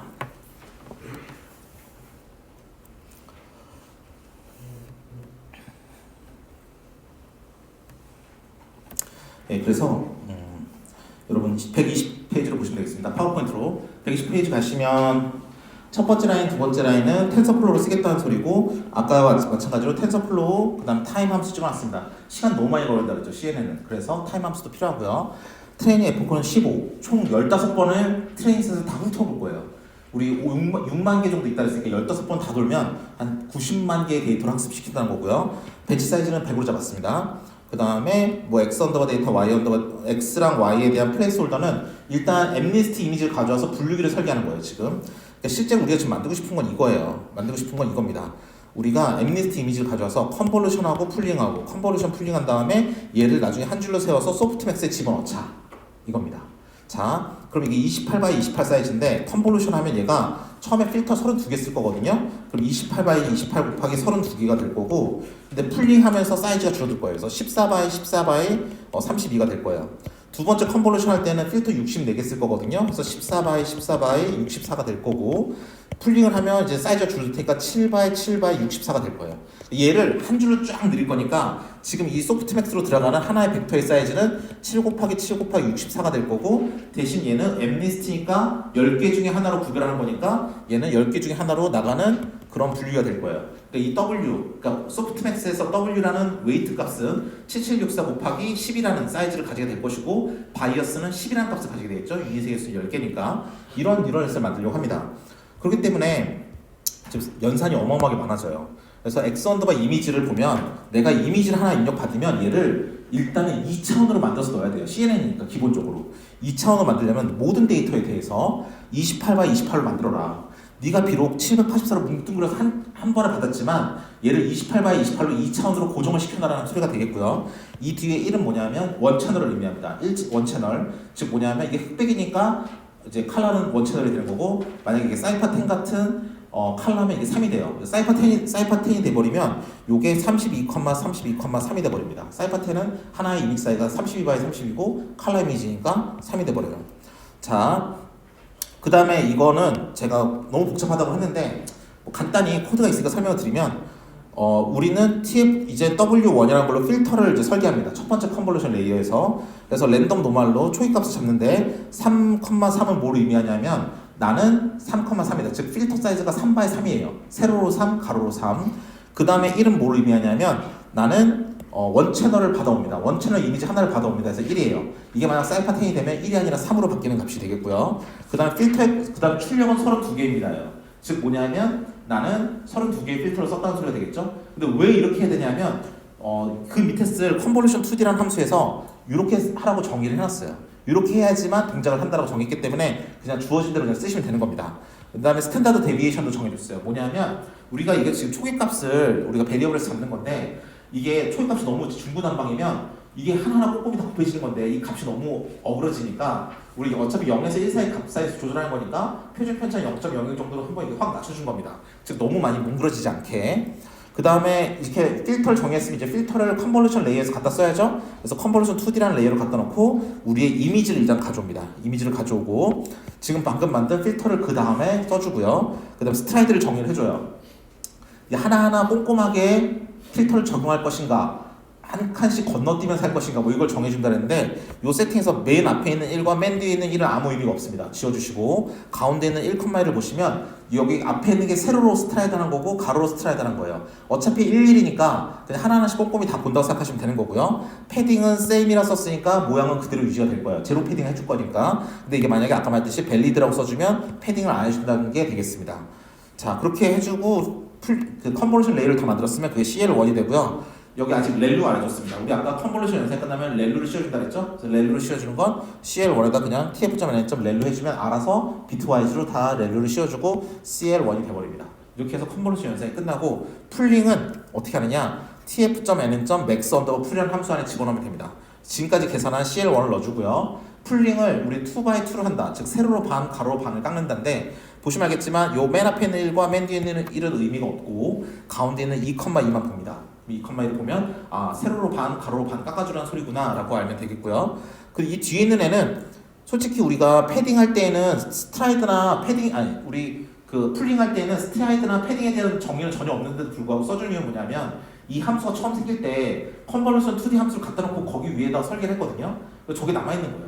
그래서 얘는 두 칸씩 건너뛰면서 하는 거니까 그냥 여기다 2라고 세팅해준다 보다 생각하고 넘어가면 됩니다. 저 그냥 복붙해서 사용하는 거예요. 자 이러면 우리가 풀링도 끝납니다. 자 짜증나죠?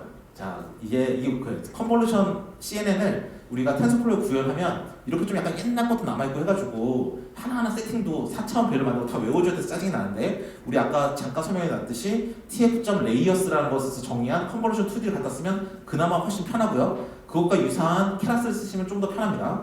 자 그래서 뭐 이왕 한 거니까 계속 진행해보면 지금 3,3에 32개가 나왔는데 얘를 32개를 받아서 64개로 매핑을 해주면 두 번째 컨볼루션 레이에서는 필터를 64개 썼구나 알 수 있고 스탠더드 데비에이션 아까랑 똑같습니다. 두 번째 컨볼루션 레이에서는 컨볼루션 2D 함수에서 아까의 결과값 PL1 받아온 다음에 W2 방금 정의한 걸로 필터로 우리가 적용을 해주고 컨볼루션 정의해주고 맨 앞과 맨 뒤 무시하고 중간에 있는 1, 2개로 스트라이드 정의해주고 그 다음 패딩 해주고 그 다음에 렐루 씌워주고 우리 컨볼루션 레이어 완성하면 되고요. 풀링은 아까 했던 거 그대로 가져와서 두 번째 컨볼루션 끝난 거를 가져온 다음에 가운데 있는 2,1을 사용해서 세로로 반, 가로로 반 나눠서 이제 풀링을 해주면 되겠습니다.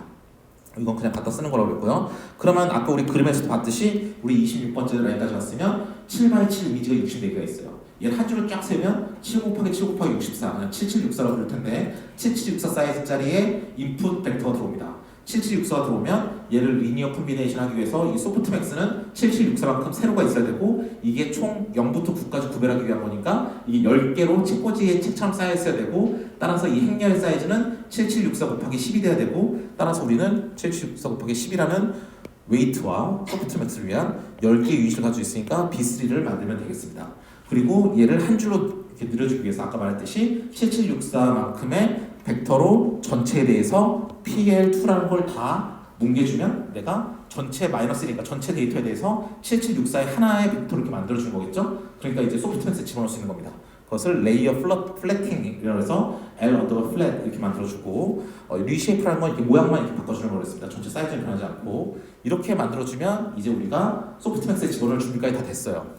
그럼 이 L 언더바 플랫이 우리의 소프트맥스의 인풋이 되는 거고 거기다 W3 곱하고 B2 더해서 B3 더해서 이렇게 L 언더바 플랫에 W3 곱하고 B3 더해서 모델의 리니어 컨비네이션 만들어주고 여기 TF.NH 소프트맥스 달아주면 소프트맥스까지 만들어주고 모델을 완성하고 TF.NH 소프트맥스 크로스 엔트로피 위드 로지스 기타 등등의 이 함수 이름을 써서 실제로 코스트를 만들어주고 얘를 아담 옵티마이저로 미니마이즈 해주면 되겠습니다. 이렇게 하면 되는 거예요. 나머지는 아까처럼 해도 됩니다. 지금은 좀 다르게 하는 건데 아까처럼 해도 돼요. 성능은 한 99%까지 나옵니다. 이렇게 돼버리면. 그렇죠? 극단적으로 좋게 나와요. 예, 그렇습니다. 이 나머지는 뭐 다른 방식이긴 한데 뭐 굳이 이 방식 안 써도 되지만 뭐 간단히 마지막으로 설명을 드리면 뭐 accuracy 재는 건 아까 설명드린 것과 똑같기 때문에 그대로 두고 세션이 돌고 초기화시키고 시작할 때와 끝날 때 시간을 재고 또 전체 시간을 이렇게 계산을 했습니다. 총 보시면 알겠지만 한 275초, 즉 한 5분, 5분 이렇게 걸리는 정도고요. 그 다음에 총 트레이닝 15개를 통째로 돌려요. 전체 셋을 통째로 돌려요. 한 번 돌 때마다 토탈 이미지 개수 6만 개가 돌아요. 그쵸? 그럼 그 안에 토탈 배치는 뭐냐면 우리 배치 사이즈 100이라 놨어요. 전체 이미지가 5만 5천 개라고 그랬죠. 100이면 우리가 저 폼을 한 번 돌 때마다 전체 5만 5천 개를 처음부터까지 싹 다 훑어야 되는데 한 번 갈 때마다 100씩 가져온대. 그러면 총 몇 번 돌아야 됩니까? 550번이 돌아야 됩니다. 그쵸? 5만 5천 나누기 100을 하면 그 550번이 도는 포문이에요. 그래서 그 550이라는 값을 만들어 중에서 이게 있는 겁니다. 즉 mlist.train.num_examples 하면 55,000이라는 전체 값이 나오고요. 여기서 배치 사이즈 아까 100이라 그랬으니까 두 개를 나눠주면 얘는 550이 됩니다. 그럼 550번이 돌면 전체를 한번 싹 다 보는 거니까 전체 보는 걸 총 몇 번 봐라? 15번 돌아라. 즉 전체를 15번 탈탈탈 털면서 학습을 시키는 겁니다. 그래서 토탈 배치, 그래서 이게 550번을 돌면서 아까 했던 대로 mlist.train 언더바 next 언더바 배치로 이미지를 처음부터 막 100개씩 뜯어오고 걔를 가지고 train 언더바 이미지와 train 언더바 레이블을 만들어서 feed dict에 x와 y를 넣어주면서 트레이닝을 불러가면서 학습을 시켜주면 끝나는 겁니다. 바로 이게 마지막 부분이 되겠습니다. 자, 이해되시겠습니까? 네, 이게 바로 코스 함수인데 저 밑에 세션 부분은 사실 그렇게 우리 이전에 했던 거랑 똑같이 하면 되기도 하고 여러 가지 뭐 베리언스가 있기 때문에 별로 중요한 건 아니지만 여기서 제일 중요한 한 줄을 골라라 그러면 이 줄이에요. 우린 지금까지 좀 지우고 볼까요? 좀 헷갈리는데 이게 아마 오늘 강의의 마지막이 될 텐데 지금 제가 말씀드렸듯이 이 줄이 제일 중요합니다. 지금까지 우리는 이게 항상 x였어. x, w, 매트릭스 멀티플리케이션 한 다음에 더하기 b 한 다음에 뭐 어쩌고저쩌고 한 다음에 모델을 만들었어요. 그러면 항상 뭐라 그랬다? 얘와 얘를 옵티마이즈 한다고 했어요. x는 그냥 받는 값이야. 대문자 x니까 그냥 플레이스홀더에서 받아온 값이에요. 그런데 지금은 뭐다? 지금은 우리는 지금 b3도 구하고 w3도 구하고 l 언더바 플랫 안에 섞여있는 그 w1, w2라는 그 파라미터들도 좀 구해야 되는 거예요. 즉 x라는 인풋이 들어오면 우리 w1, w2라는 파라미터를 엄청 잘 섞어줘서 변수를 다 섞어줘서 아까 말했듯이 굉장히 함수를 플렉서블하게 만들어준 다음에 얘를 조인트 옵티마이제이션으로 세 개 값을 동시에 다 구해줘버리면 그럼 분류할 때 최상의 성능이 나오게 할 수 있다는 겁니다. 아시겠죠?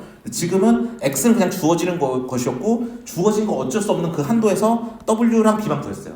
여러분이 이렇게 앉아있는 건 어쩔 수 없어요. 이 중에서 내가 어떻게든 히든레이어를 많이 쌓아서 내가 곡선으로 가면서 이렇게 분류를 설계해서 남성 연구원과 여성 연구원을 구별하려고 했다면 지금부터는 뭐냐면 내가 여러분들 들어오실 때부터 이미 필터를 씌워서 포지션을 이미 트랜스포메이션을 넌리니어하게 해버린 다음에 여성분들은 이쪽으로 남성분들은 저쪽으로 만든 다음에 그 다음에는 좀 간단하게 분류를 해도 성능이 잘 나올 수 있게 만들어주는 게 CNN이다 이렇게 생각하시면 되겠습니다.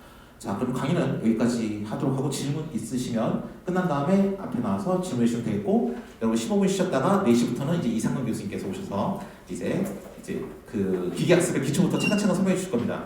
저는 이제 딥러닝의 구현을 위주로 설명했죠. 저는 솔직히 컴퓨터과 출신이라서 그런지 수학을 별로 안 좋아합니다. 예, 수학을 별로 안 좋아하는데 그래서 개념 위주로 설명하는 걸 좋아해서 개념 위주, 코드 위주로 설명을 많이 드리는 편이에요. 이상훈 교수님도 마찬가지로 코드 위주로 설명을 잘 주시겠지만 일단 전공 자체가 스태티스티컬 머신러닝 하신 분이라 아마 수학적으로도 꼼꼼히 아마 알려주실 겁니다. 그래서 지금 배우신 것에 대해서 뭐 괜찮다라고 느끼셨으면 그럼 저 뒤에 있는 이론적인 백그라운드 뭐가 될까라는 걸 볼 때에도 큰 도움이 될 것 같습니다. 예, 그래서 좀 쉬셨다가 4시부터 이제 다시 강의를 들으시면 되겠습니다. 수고 많으셨습니다.